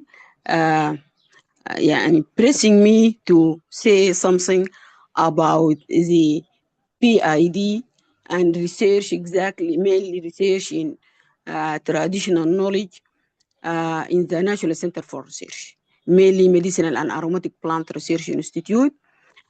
As an institute, we are doing scientific research starting from claim of a traditional knowledge through research, transfer it into value-added products, finished products, all marketable, starting out pre-starting products. So the work and the product of Mr. Kamal is, I think, directly linked to the work of Medicinal and Aromatic Plants Research Institute, where we use scientific research to produce the value-added products. back to my sharing points. Let me say a few words that about the Sudanese farmers or the Sudanese people are innovator by nature. Sudanese people and Sudanese farmer are innovator by their nature, and they use their traditional knowledge to produce value-added products, solving their problems in their different ecological zones. So, from our work as a researcher in the NCR, we see that the farmer-led innovations are widespread spread among and across entire among farmer and across the entire value chain, across the all value chain. What I mean by across this value chain is starting from the production of the agricultural input until to the production of marketable products. So there is an local innovations in this value chain, and this local innovation, I can say 80% of the starting point of the research in the NCR. For example, in medicinal and aromatic plants, we have an example is that farmer in one of the states of Sudan used local plants for treating certain pest and insect controls. He used this traditionally. His problem was that there is a insect and disease infestation. He noticed that there is a problem in his crop, and he mixed the local information where the plant he used has people used to use it for treatment of human ailment or use it in primary health care. But his innovation is that he used it to treat a plant disease. As I said that in the beginning, where a farmer-led innovation is spread among farmers, this innovation is spread in different parts of the Sudan for different applications in agriculture and in other fields. So this is a real situation where the innovation is spread in Sudan. My question here, let me cite a question, is how can we scale and upgrade this innovation, and how to document this, let us say, the farmer innovation, how to document it, how to scale it. And if Prolinnova International have an experience in this area, it would be a good, I think, to share, especially Dr. Jacob, if you have certain experience from other country that have a model that to be adapted in Sudan into how to document and scale up the local farmer innovation. So Dr. Jacob in his presentation says that he explained why PID is important. And here I can say that PID is important in Sudan because it helps to ensure a research respond to real community needs and generate practical impacts, and farmers are a co-researcher and they own the IP. So Hello? this is, yes. Prof. Magda? Yes. ايوه عشان الزمن. اوكي طيب اوكي. ايوه So دايرين نسمع من بروف محمود ومن مهدي. Okay, so let me say my key issue here in this part is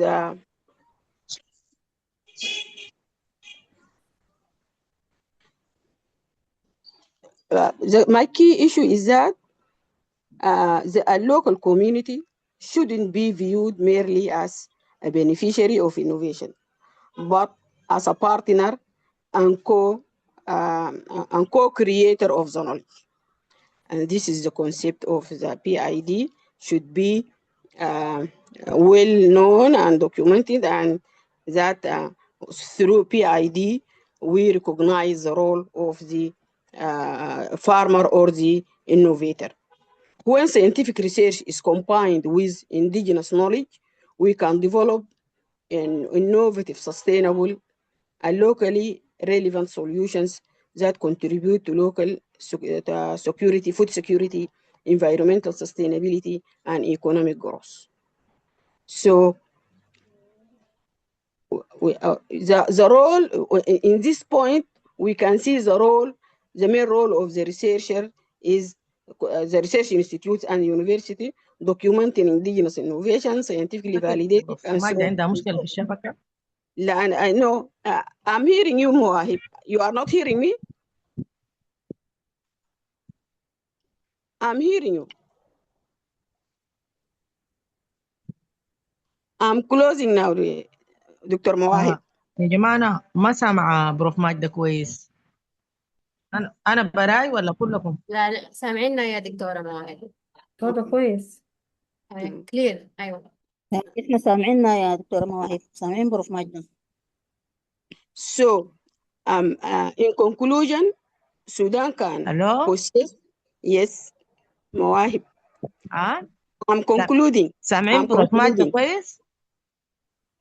كلنا سامعين يا مواهب دكتورة. كلنا سامعين بروف ماجدة يا دكتورة مواهب. So, in Sudan possess rich biological resources and valuable indigenous knowledge. By strengthening natural participatory innovation approaches and fostering collaboration among all stakeholders, they can unlock the full potential of resources for sustainable development. And here we can also add a key issue is that the PID and Prolinnova concept work acknowledge a multi-stakeholder partnership. And this approach brings together farmers, researchers, NGOs, extension services in collaborating learning platform. And the key question is that how can university and research institute better support farmer-led innovation, and at the same time, how to promote partnerships that respect cultural heritage while creating economic opportunities, and also how to fund local innovations. And again, I can say Dr. Jacob cited an example in his presentation about the local innovation fund. If we can hear few things about this opportunity to fund the local innovation in Sudan. So I can say that the future of the future of the future of Africa in Sudan and in Africa as well as in Africa is to not السلام عليكم. depend only on technology transfer. They should look at the local innovation and to promote it and to upscale it and to use it because it is adaptable to the environment, because it is come from the farmer and adopted by the farmer. Thank you very much. بروف ماجدة، أنا بالنسبة لي النت بيقطع، ما عارفة.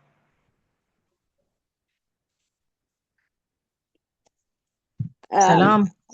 ايوه طيب كده خليني دكتورة حنان، دكتورة ميسة. الو. ايوه معاك يا دكتورة مواهب. الو. ايوه معاك يا سامعانا. الو. ممكن ادي دقيقتين بالعربي؟ الزمن بس يا دكتور بروف ماجدة، الأحوال Is بروف it ماجدة. possible?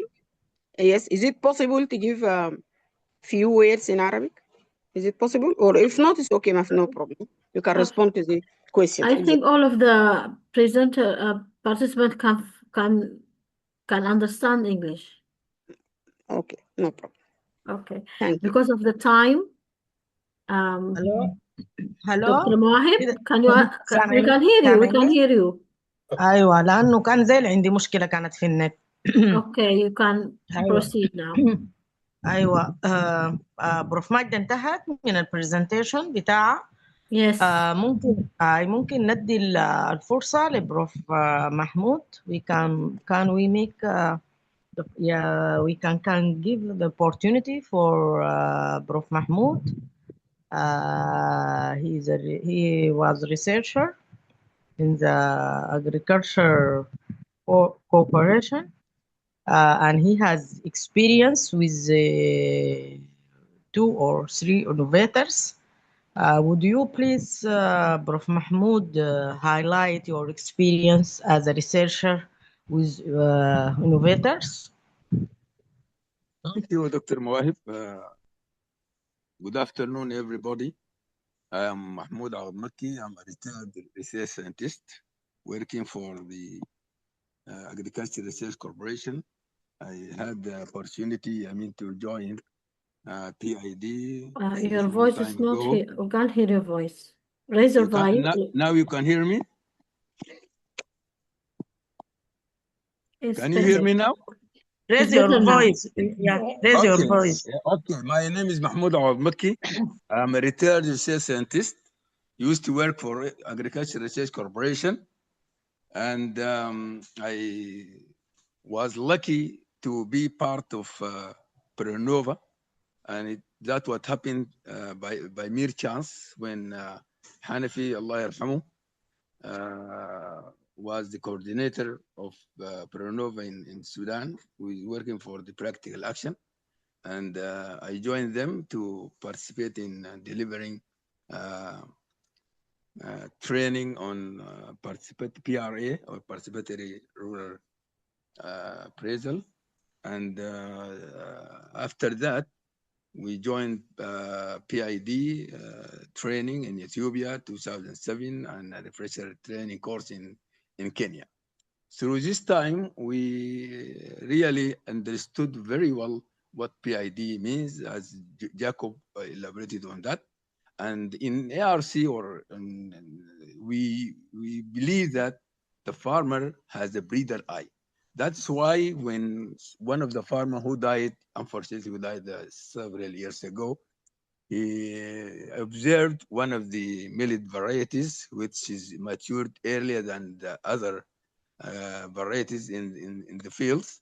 And he asked or requested the farmer who owned that field to give him some seeds. And he took those seeds and tried to cultivate them through years and select the early maturing heads, cultivate them in the coming season and so forth until he reached a unanimous or homogeneous field, an early maturing variety of millet. that story was brought to us, and we wrote a proposal for Prolinnova in order to validate his finding. So myself and a breeder in Ubaid Research Station started our experiment with the farmer himself and other farmers and in different areas for 2 years. And in the end, that variety was released. And it was the first ever in ARC that a local innovation to be released by Agricultural Research Corporation. And I think that was the breakthrough really. And of course, we have done other research on, as Majda said, on some aspects that are used in crop protection and so forth. But I think the core issue in PID is that we need to strengthen the relationship between researcher, the farmer, and the extension, because without this, we can do nothing. As you know all, in the PID, we have this triangle, we call it PID triangle, where the farmer and the extension and the researcher. These are the three main partners, okay? And in the middle, we have things to try out or what we need to do or research on in order to validate the farmer knowledge. Because as Jacob said, if we have an indigenous knowledge by itself, that means nothing. But if we develop something on that, make it an innovation. That's what really a need. And this is one of the experience that I share with you. And I hope this thing will cut. But there is another thing that I should also say, that we in ARC also we collect local indigenous knowledge regarding different aspects of agriculture, starting from seeds, seed production, and even in natural resources.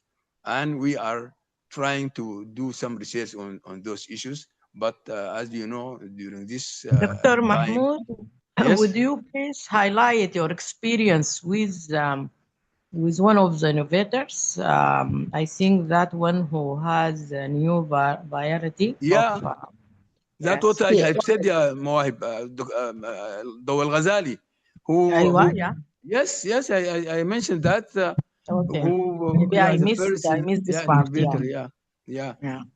And I think we released that variety even under the name he selected, okay? And we call it with Del Bashir. It is a pale millet variety. And that was, even by the way, the Karkade pillars, also we released the tools innovated by different people. I don't remember the name of the innovator now. Almanna. His name is Almanna. Yeah, and we released the three, Almanna, and the other name who also died. I don't remember his name. And the Taiwan one. We released the three tools for Karkade pilling, which was very good. I mean, and that's why we knew as I started, I end up with that we have to recognize that the farmer is the real breeder. That's why he came through all history, and he developed, and he makes survival, and he deal with his natural resources management and so forth. But unfortunately, what we need is the dose itself. And that like Abdul Ghazali, he continued for more than two decades to reach the homogeneous variety. But we did it in 2 years. So if we knew this from the very beginning, we could have bridged that gap, you know. That's the need here for collaboration, with farmers and extension. That's very important. Thank you. Thank you, Prof. Mahmoud, for this presentation. أنا هتكلم بالعربي شوية كده عن إنه يعني مع إنه بصراحة النت كانت بالنسبة لي مشكلة لما بروف ماجدة بتتكلم، لكن الأوفر أول هي هايلايت اللينكينج بتاع الريسيرش مع الانوفيشن يعني انه كيف نحن نربط البحث بالمبدعين يعني. وعدت بعض الامثله وانه اهميه انه الباحث ينتبه للمبدعين بصوره يعني ده شيء مهم يعني للباحث وللمبدع. وبروف محمود اتكلم عن برضو يعني أكد على المنهج بتاع اللي هو ترغية الإبداع المحلي الBID Participatory Innovation Development. وهو صراحة يعني أنا بالنسبة لي دي إضافة من عندي إنه هو واحد من المدربين. يعني إحنا كنا تدربنا هو ودكتور نور الدين ودكتور ديوب. فدي حتة مهمة يعني إنه هو برضو أخذ تدريب كان في كينيا ولا اثيوبيا، يمكن ما أفتكر كينيا. يلا ده أنا بفتكر بحفز إن إحنا معانا زي ما قلنا مبدع اللي هو كمال. ولو لاحظتوا دكتورة سهير من الباك جراوند بتاع إنها هي زولة بتاعت نيوتريشن، عملت الترجمة وعملت إضاءات وبرضه بروف ماجدة. وافتكر يعني دي واحدة من المهام بتاعت البرونوفا، يعني انك المبدع زي ما قلت يلقى منصة يتكلم عنها، والمنصة دي ذاتها فيها الباحثين الأكاديميين.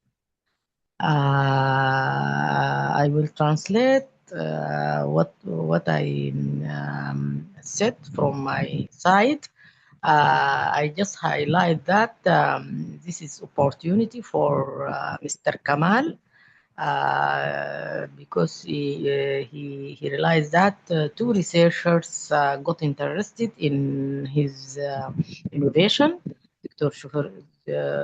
Suhair Shumo from Nutrition View and Prof. Majda from Medicinal Plant View. The next, because of the time, you saw that the technical problems we started a bit after 20 minutes after the time of the webinar. So I will give the last chance for Raja. She is a member in the platform, and she is represent I think the Sudanese dissemination society. You can correct me the name of your society, because here her membership with the society, not as individual. She joining our platform since 2017. Until now, her organization is active member, and she as individual also active.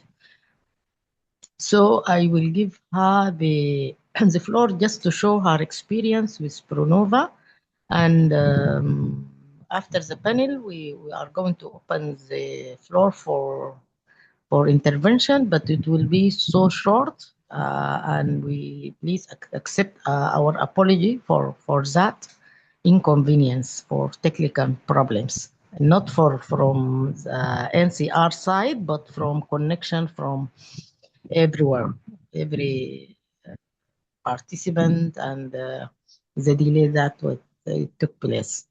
The floor is you, Raja. Yeah. Thank you, Dr. Mohib. Thank you for all, Pronova International, Pronova Regional, Pronova Platform of Sudan, everyone in the meeting. Hello for all of you. My name, you hear me? Hello? Yes. Yeah, we do. Yes, we are I'm hearing you. Okay. Okay. My name. Yes, we hear you. Okay, Yes, we my hear you. name is Raja Mahmoud Ahmed Yahya. I am membership in Sudan platform of Sudan. Represent Sudanese Organization for Agriculture Extension and Rural Development. So I joined so the Prolinnova platform at 2018. I attended the meeting of Manuel when activated the Prolinnova-Sudan. Then I collaborate and networking with the platform of Prolinnova-Sudan to celebrate Prolinnova International Day for Farmer International Day at 2018 at the National Research Center, and then also at 2019 at Zaim University. at الزعيم University, yes. جامعة الزعيم الأزهري. Then I joined also some training online with Prolinnova. At 2012, I joined with my colleague in tailor-made training for which is funded by tailor-made training.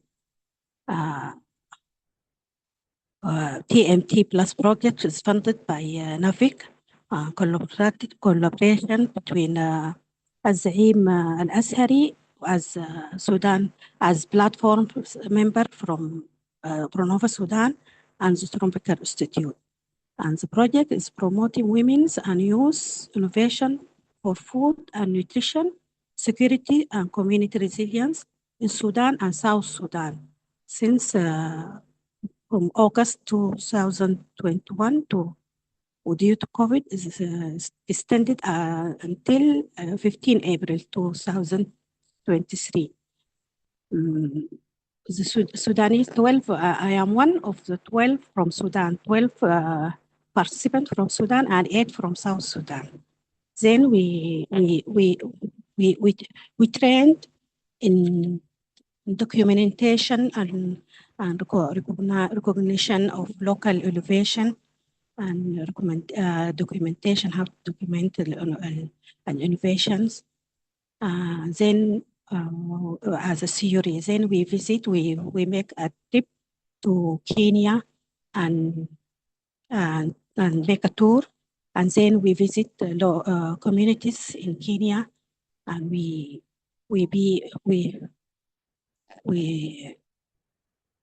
visit some communities, some individuals which are innovators, and they scale up their innovators and develop it with the researchers and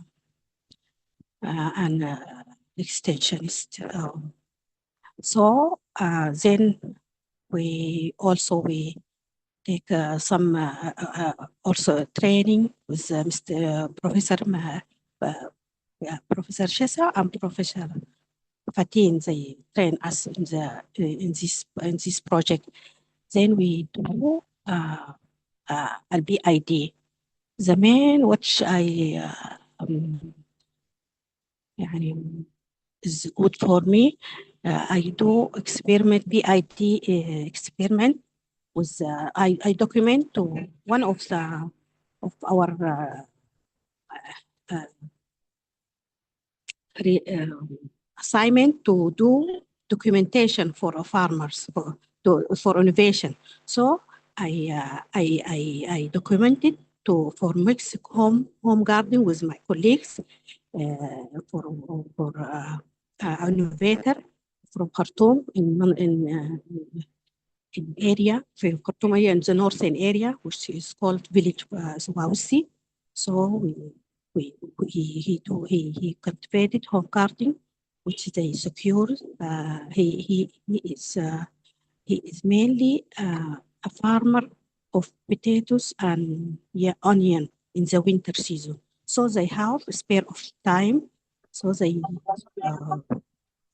oh, hello? Hello? Hello? أيوه hello? أيوة سامعينك hearing. دكتورة. Okay. Yeah. استمر. Thank The innovator, he made home gardening in their home. They cultivated fruits and vegetables and some fodder, and they introduce goats to secure food for his family and so for his family. He do this work with his family as in collaboration. His wife and his children. 5 children, they age is from 13 to 3 years at that time. They do, everyone has a role in this project. So then he wanted to produce, he wanted to introduce milk production in his home garden. So he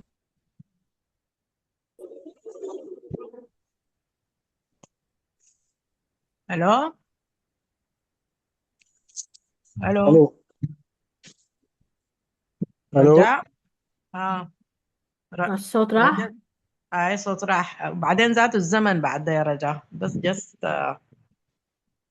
عشان ندي بس زي 10 minutes للفلور بس.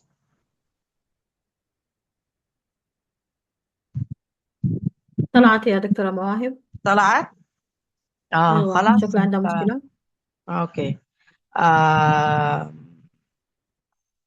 Thank you رجاء for your participation. رجاء طبعا كلمت بالانجليزي، انا هترجم بس ترجمه خفيفه. هي شرحت لنا الاكسبيرينس بتاعتها في برونوفا زي ما انا قلت. هي كانت معانا في المرحله اللي هي لما نعيدنا نشاط برونوفا اللي هو سنه 2017، وكان يعني تمت استضافته في المركز القومي للبحوث. يعني كانت حضرة الجمعية العمومية اللي تم فيها ترشيح المنسق والستيرنج كوميتي، وواصلت معانا. واخر اكتيفيتي اللي هو اللي اتكلمت عنه افتكر يعني كان مهم جدا، اللي هو تيلر ميد تريننج، اللي هو فندد من النذرلاند، مينلي نوفيك والششا كانت هي المين فاسيليتيتر، وبروف محمود وشخصي. كنا الناشونال يعني هي من هولندا يعني اونلاين، ونحن كنا يعني الناشونال اللي هم فيزيكالي. البروجكت ده تنفذ مع جامعة الأزهري، وكانت فيه تريب لكينيا. طلعوا التيم على الانوفيشن، وكان برضو جزء من التريننج هو تنفذ للسودان وجنوب السودان. كان في 8 بارتيسيبنت من السودان، وهنا 12 بارتيسيبنت. فده اللي شرحته رجاء، وكان بتتكلم عن انه هي البي اي دي بتاعتها او الاساينمنت بتاعها كان مع اللي هي شنو الزراعة المختلطة اللي بتكون فيها حيوانات ونباتات. كان في الهوم يعني في البيت، يعني اشتغلناها في شمال البحري اللي هي واوسي. فده كل اللي شرحته أو وضحته رجاء. في المرحلة الجاية نحن هندي الفلور هندي الفرصة للبارتيسيبنت، لكن زي ما احتذرت انها حتكون يعني فرصة ضيقة جدا لأنه الزمن.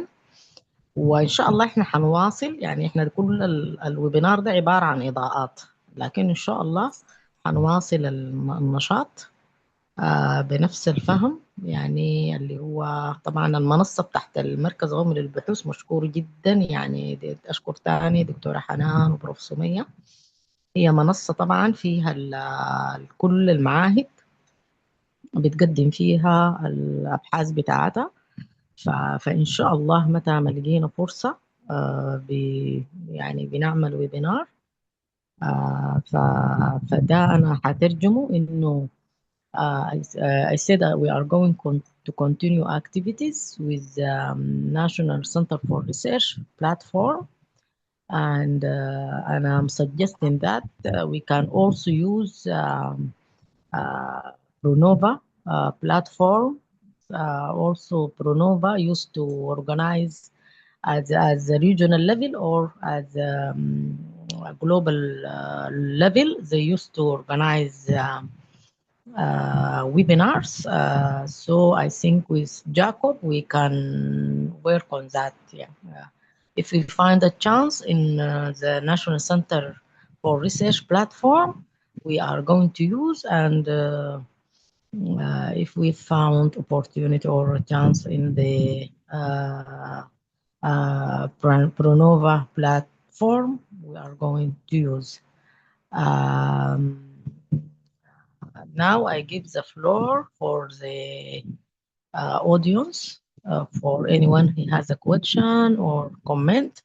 Also, I would like to say that Mr. Mobruk, the head of steering committee, he is following, but he is sick. He is not able to participate. So in discussion. So he promised me that I think he is here. Thank you, Mr. Mabruk. Although that you are sick, but you still following Pronova activities. So the floor for the participants or the audience if they have any comment.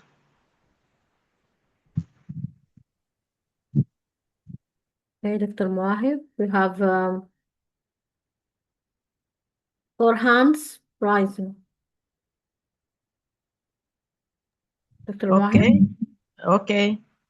can you see them? Yeah.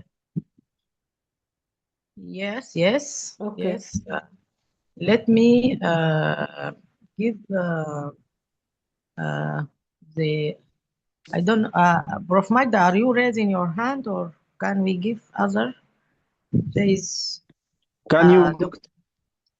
Yeah. Dr. Mohib, Dr. Bridget has raised her hand from very long time. Who because I'm not following. Dr. Bridget, can you manage? Yeah. Okay. The floor for she raised her hand Bridget, for a long time. For Bridget, yeah, for Bridget. Can you help me for that, Dr. Hanan? Because I didn't realize. Yeah. Okay. Thanks very much. I know I'm not the first hand up now, but yes, I did have a hand up earlier. There was a lady, and I'm sorry I didn't get the speaker's name, who talked about the indigenous knowledge that had been used in human primary health care and that then applied it to crop disease. And there was a question about how that process or how that could be outscaled. And I wanted to check, there were a couple of things I wanted to check. I mean, the first thing I wanted to say is we need to be so careful that we give the acknowledgement to the correct person. And we also need to make sure that the people are happy to have their knowledge shared.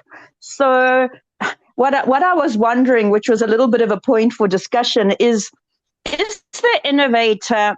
Well, okay, so I'd say that the innovator is the person who took that knowledge and then applied it in a different place or in a different application. But then my question is, when we acknowledge the innovator, do we also have to acknowledge where the original indigenous knowledge came from, and how do we make sure that we give the correct acknowledgement to the immediate and the background that's given rise to it. So I just wanted to put that forward for some thought. Thank you. I think, Dr. Bridget, you mean Prof. Majda? She can answer you. I think it was Professor Magda. Yes, Our Prof. question is very Majda. common. We have to recognize, the original innovator, whether an individual The or a voice is community. so low. Can you raise the voice? What I'm saying is that Bridges is trying to emphasize the need for documenting and giving the patent right for those who are the initiator or the creator of the knowledge and innovation. That's the process. We have to, in the process of developing any innovation, we have to consider that. And it is part and parcel of that, the recognition. That is very, very important, the patent rights, not just developing a local innovation and then validated without making recognition for the first initiator. That would be very shameful. That's why we need in PID recognition for those who are the first or the pioneers for the innovations. Thank you. Thank you. I will give the floor to Reem Ahmed.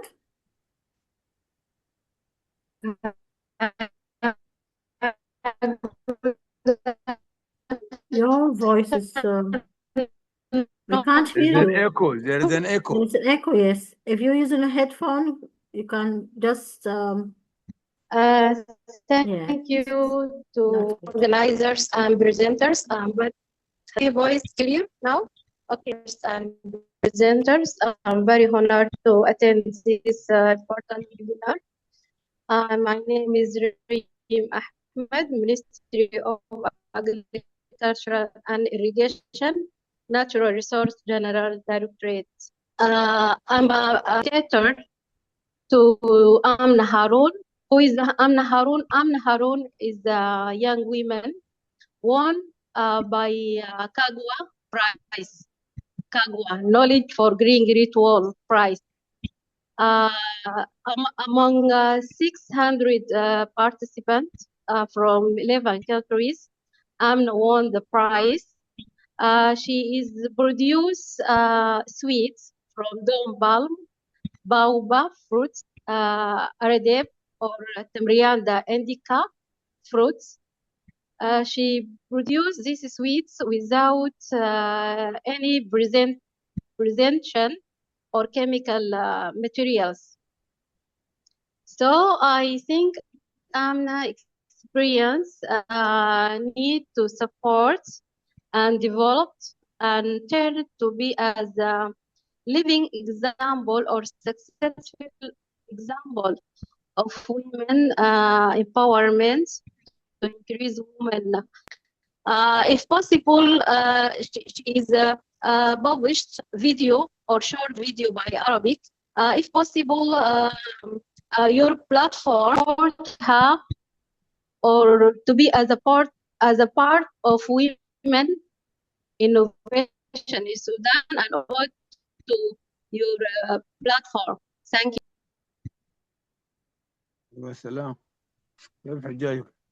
Welcome, welcome. Yeah, welcome. Would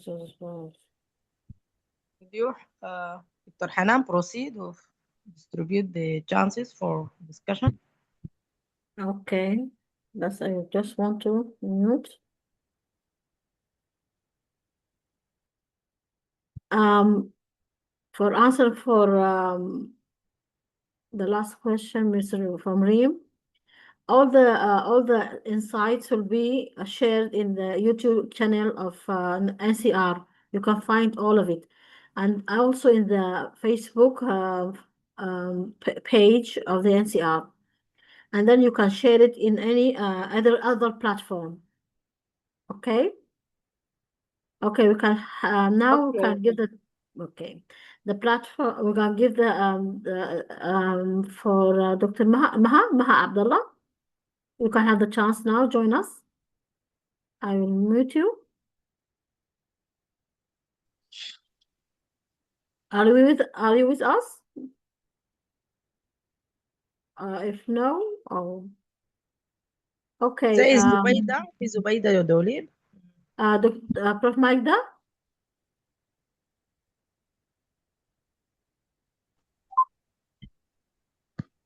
Prof. Magda? الو okay. Dr. Maha? السلام عليكم ورحمة الله. Okay. Welcome. سامعني؟ الله يخليك. Yes, we can hear you. Good day. Hello everybody. Can you hear me? Yes, we can hear you. Yeah, thank you. Yes, we can, yes. Thank you for this presentation, which clarify a lot of things to us. I am Maha Ali Abdul Latif from the National Center for Research and Director of External Affairs Directorate. My question to Dr. Jacobs, after appreciation of his presentation, what is our opportunity in Sudan to benefit from collaboration of Prolinnova under our recent circumstances arising from war condition and environmental crisis such as climate change and desertification?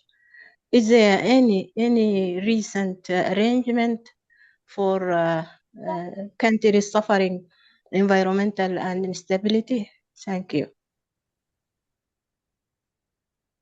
Thank you, Dr. Maha. Yeah, a lot of this actually, Dr. Mahip is aware about this. That Prolinnova is it's a network of community of practice, and by itself doesn't have actual funding. It's not even registered, but it depends on the partners, meaning the partners within the countries. And actually what I mean is platforms. What we offer is the fact that we are networked, yeah? We have many people in this network. So, which means if a country is trying to do something, it may draw from the knowledge, the experience that we can dispose for.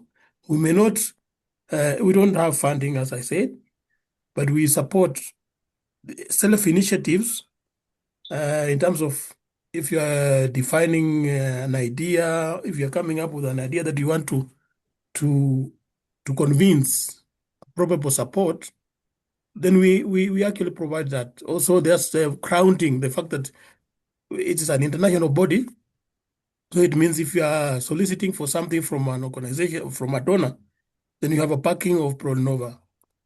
Myself, actually, part of my role is to assist countries to mobilize resources. We may not provide resources, but we assist countries to mobilize resources. How do we do it? A country may see an opportunity and share with us that this opportunity looks like something we can go for. And we will put all our resources, knowledge, to try and design a proposal, a winning proposal, or maybe just even supporting in networks. I'll give you an example. Kenya, what has happened most recently, Kenya and Uganda saw an opportunity and they approached us, Prolinnova. Of course, they approached the sub-regional coordinator, and then I'll share with the other members. And we elaborated the proposal and they got resources. So we didn't give resources. We provided the skills and the technique or the elaboration of the proposal, sometimes even linkages. So if I look at Prolinnova Sudan, you are in a unique position. And I think donors may be interested to explore this unique position, because most of you are out of the country, but you are still doing something. On the ground, the innovators have learned something, even through the problems they have gone through, in fact, let alone just normal food security problem. But having to survive the conditions that are there. It's a recipe for innovation. There are innovators out there who have come up with how to market in a situation of insecurity, how to continue producing crops in a situation of those are innovations that would be very useful to try and identify and support, improve. So for my advice is wherever you are, you could be on the lookout of opportunities for funding. And through Mahmoud, through Dr. Mahib, share these opportunities. And then we can work together to see whether funding can come. So that's how we do. And in fact, the partner, like now, if it's through your organization or some of the members, will be the ones who will run the project. Pronova, myself, I don't have like a registered office that I can run, but I provide support for resource mobilization, writing proposals, identifying also opportunities and linkages. So that's the way we can do it. While I'm still there, if you can allow me, there was also this issue of local innovation support facility. Local innovation for support facility, yeah, it's just money or support that you can provide innovators to manage, to control, and be able to improve their innovation. Now, again, how to use this fund?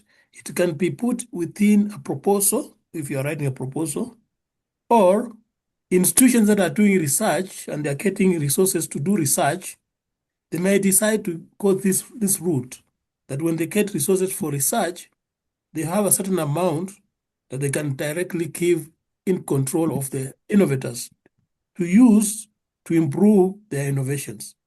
And our idea is in future, if we can convince our research institutions, our governments, when they allocate resources for research, they should have two levels of resources. The ones that can be controlled by farmers themselves to buy maybe something that they can use to improve.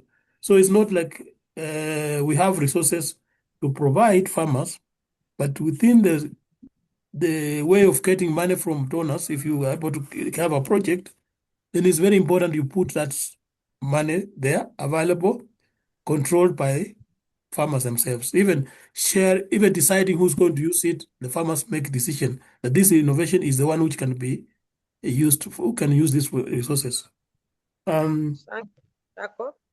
So thank you. Yeah.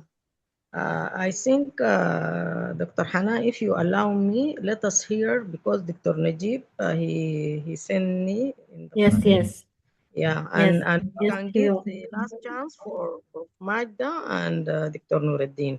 Okay. Now we got Dr. Najib and next Zubaida. Dr. Najib, he was. I muted him. I thought he. Yes, he opened the mic. Can he hear us? I have muted him now. If he is not ready, let us have Dr. Najib, are you with us? You can see. Let us have Zubaida. Yes.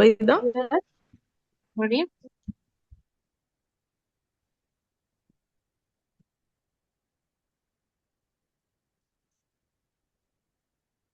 Zubaida, are you around?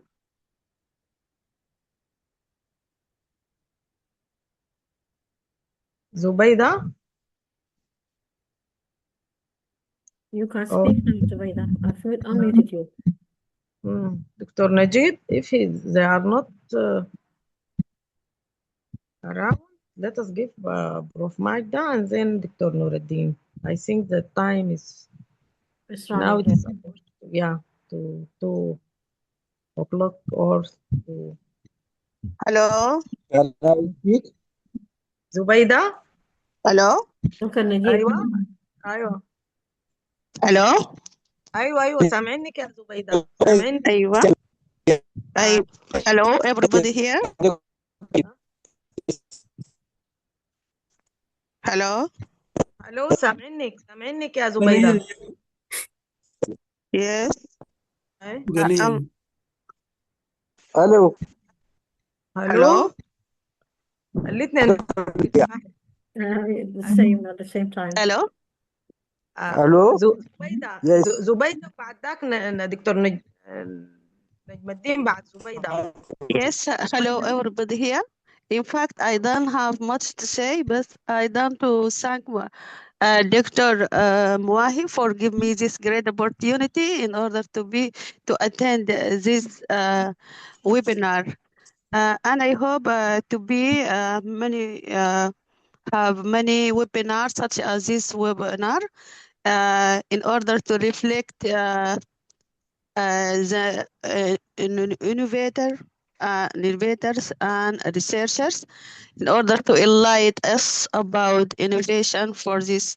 And I know that, as I know, Sudan is full of innovators, and I hope to find a good opportunity in order to reflect their innovation. Thank you so much. Thank you so much. Thank you, Zubaida. Zubaida is also a member in the our platform. Dr. Najib is a member of the platform, active researchers and expert in Pronova. Would you please, Dr. Najib? Thank you.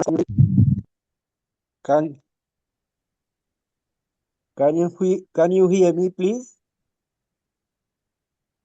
Yes, I'm here. Yeah. Can you hear me? Yes, Dr. Najib, we are hearing you.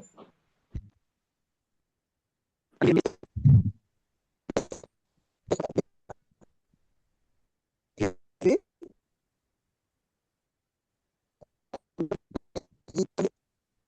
you hear me, please?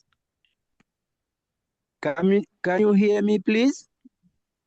Hello. Yes, we are hearing you. Hello. We are hearing Yes, you. thank you. Yeah. Thank you, Dr. Mahi, for You this. You have just 2 Thank minutes. you very much for giving. Thank you for giving me this very important to this important webinar. In fact, as was mentioned by the team, I was participating in the writing the first Prolinnova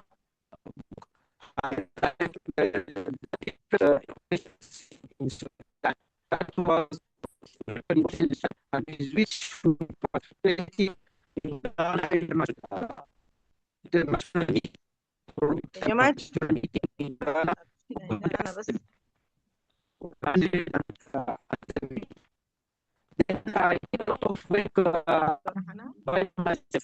دكتور نجيب احنا ما سامعنا كويس، الصوت مش كويس. في عنده مشكلة في الكونكشن. الصوت دكتور نجيب عندك مشكلة في الكونكشن. I am hearing you. Okay, but we okay. can't Let's hear proceed. you. Yeah, proceed in 2 minutes, please. Yes. Yeah. Thank you for inviting me to this important webinar. I did including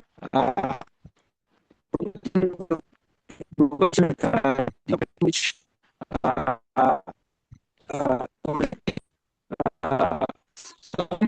in Sudan, and that was in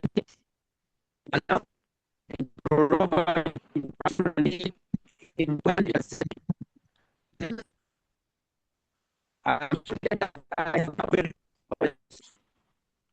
Dr. Najib, you have a problem. You have a problem in connection. We are not able to hear you. Yeah, no, we are not hearing you. Yeah, because of the time, I think next time you are going to be one of the presenters, Dr. Najib.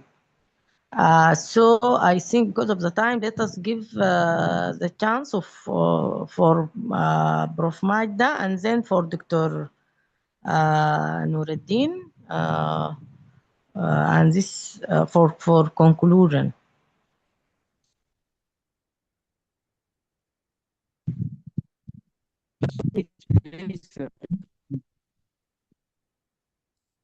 can say my speech.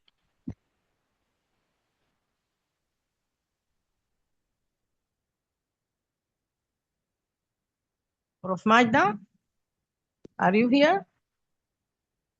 Are you around? Dr. Nuruddin? Dr. Nuruddin? Yes, yes. Yeah. I'm here. Yes. I am here. Can I speak? Yeah. Yes, yeah. Would you please? The floor is you. Hello? Dr. Amada, you Okay, can thank speak you now. very much. Okay, thank you very much for دكتور صوتك مواهب ضعيف. دكتورة ماهدة معك. دكتور نور الدين لكن شايفاه بدأ يتكلم حقه عشان الشبكة بتاعته ما صوته مش واضح. صوته ما واضح. الصوت يا دكتور نور الدين واضح. الو دكتورة ممكن يكتبوا أسئلتهم الكتابة أحسن تقريبا الشبكة ما مساعداهم ممكن؟ خلاص كده ما واضح صوتي؟ لا كده واضح أيوة. Okay, I will أيوة. proceed. Thank you very much for the opportunity to attend these 2 exciting 2 hours and to remember this very, very, very good and excellent program. This is the first time I think Sudan platform to make like this webinar, and I will just concentrate in the way forward for us. I think we need to improve our communication mechanism so as to reactivate the opportunities to create more BID, which is the core of the Prolinnova program itself. So as Dr. Jacob explained, we have many opportunities to write good proposals, because the promotion of local innovation, I think it is a mechanism for recovery after this war for Sudan, because we start to lose our genetic resources. As you know, most of our research centers are now collapsed. So we need to rehabilitate this kind of work. So let us collaborate, let us make good communication, let us joint efforts, and then more collaboration with the regional and international Prolinnova people who have the skills to help us write good proposals. And we have the opportunity to make fund for our proposals and enhance the work of Prolinnova in Sudan. Thank you very much. Thank you, Dr. Nuruddin. Prof. Magda? Yes, thank you very much, and thank you for all those participated in this session. I have a question, direct questions from Dr. Bridge. I hope I mentioned her name correctly, and excuse me if I didn't mention it correctly. Her questions is how we acknowledge the right person for the innovation, and the question stemmed from my point when I cite an example, a farmer using medicinal plants that is used in the primary health care, and he is used it as insecticide or pesticide in the field. I can answer your questions. Yes, I can answer yes. Prof. Magda, السؤال ما كان كده معلش. هي قاصدة كمال الدين. هي قاصدة كمال. I say I cite no. She says that I cited an example. He used medicinal plants, and sometimes he used it in the healthcare in the healthcare. And she say the ladies also. Sorry, Dr. Nuruddin. He says that the lady mentioned that. Anyway, let me continue, please. Okay. Okay. Yes, because I have also a question in this part. You see, if you want to acknowledge the right person and the right innovator, we need to document his innovation first. In the process of PID starting from the farmer produce local solutions before the PID, before the partnership with the others. So at this point, we need to register the innovation of these solutions. After participation with the researcher, extensionist, and the local and the innovator, from this point onward up to the products, documentation is clear. The result is published in the scientific work. If the product can be patented as a product, or registered as a product, or as a trademark.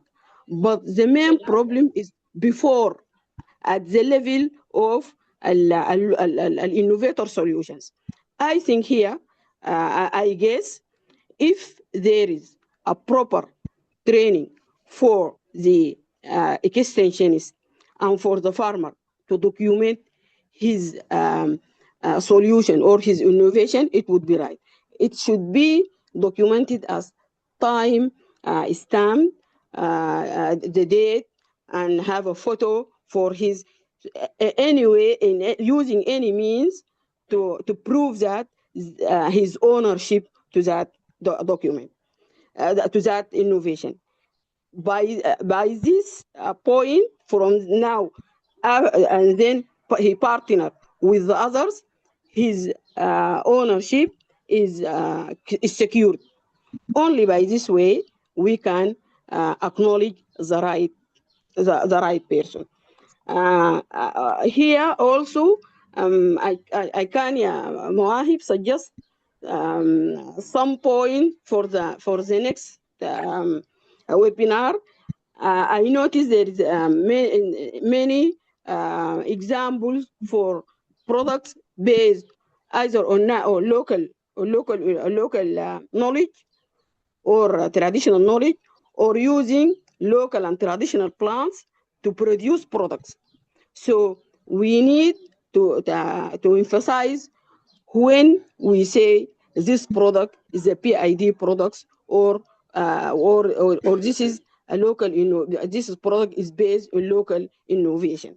So I think if I can suggest the next webinar to emphasize this point, and also the process of registration as a product is so clear. Based on my experiences as an expert in Nagoya Protocol, and as a researcher in using medicinal and aromatic plants to develop value-added products, in this part, I can say the Nagoya Protocol and ABS law clearly stated and govern the relation between an innovator and the researcher, and regulate the access of a traditional knowledge associated with the genetic resources. We can use this experience also with adaptation to register and at least to build the ownership of the local innovations, farmer local innovations, using the idea and the experiences of ABS laws, in at least to have a pre-informed, to sign pre-informed consent between the farmer and a researcher, or we know that the partnership including businessmen, NGOs. So signing such pick a pre-informed concept and an ABS agreement. This will secure that the owner of the innovation can benefit from his innovation. Sometimes this benefit can be monetary and non-monetary. It can be in form of training and capacity building. And thank you very much. Thank you, Prof. Magda, for this, and I think it was a good idea that you are the last speaker. You put like wrap up for the for the webinar. As I said, we are going to continue, and it's the first one.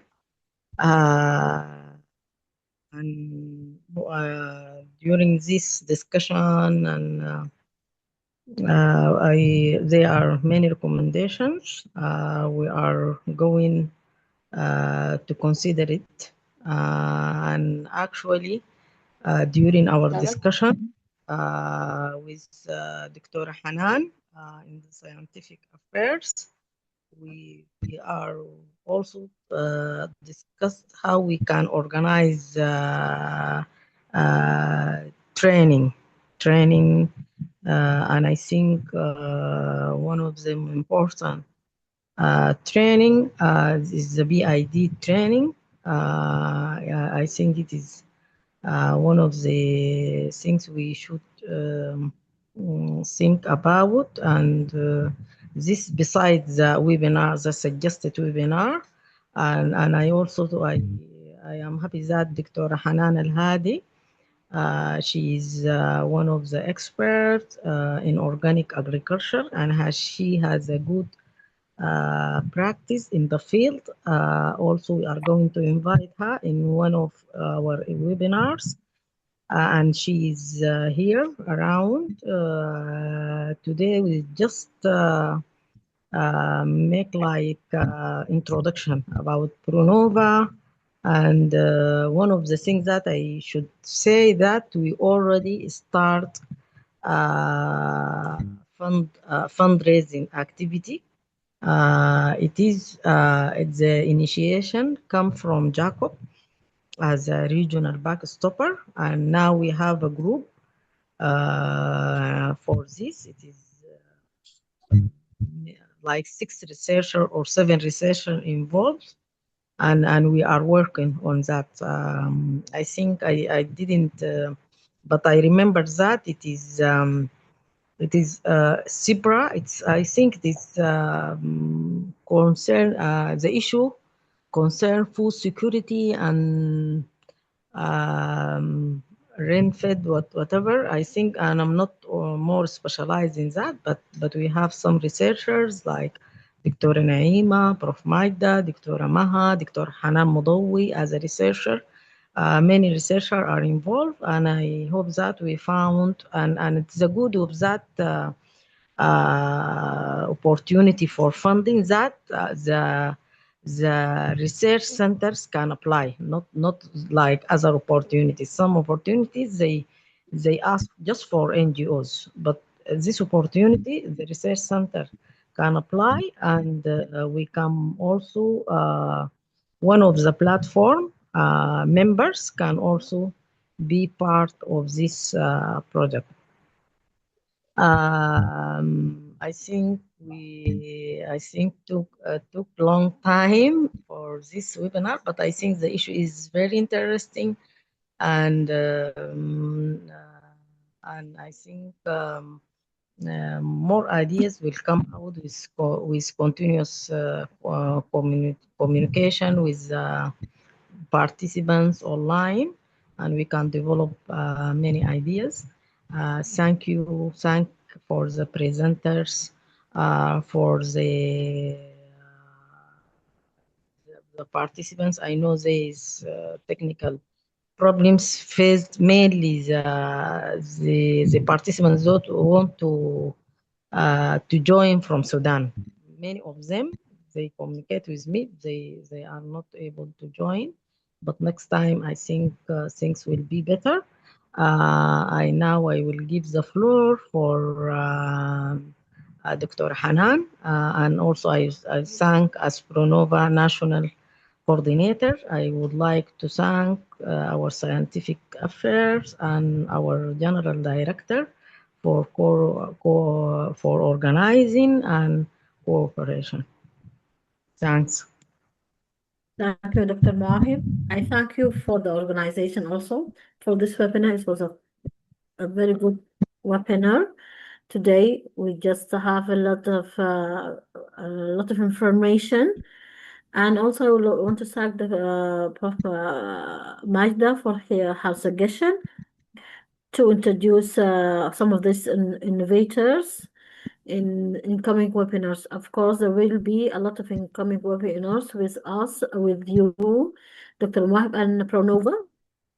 And I hope all of you will join us in this webinar, and also I'm hoping that Pronova will be part of our cooperation in the future for the other for projects between us together.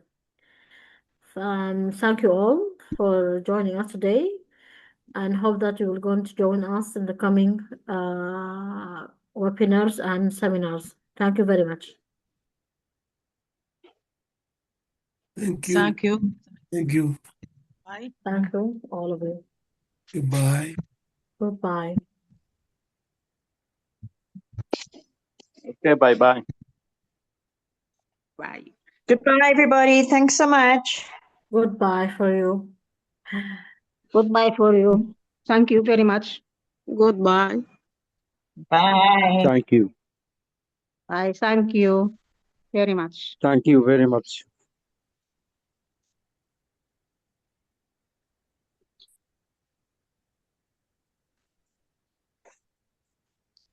Thank you.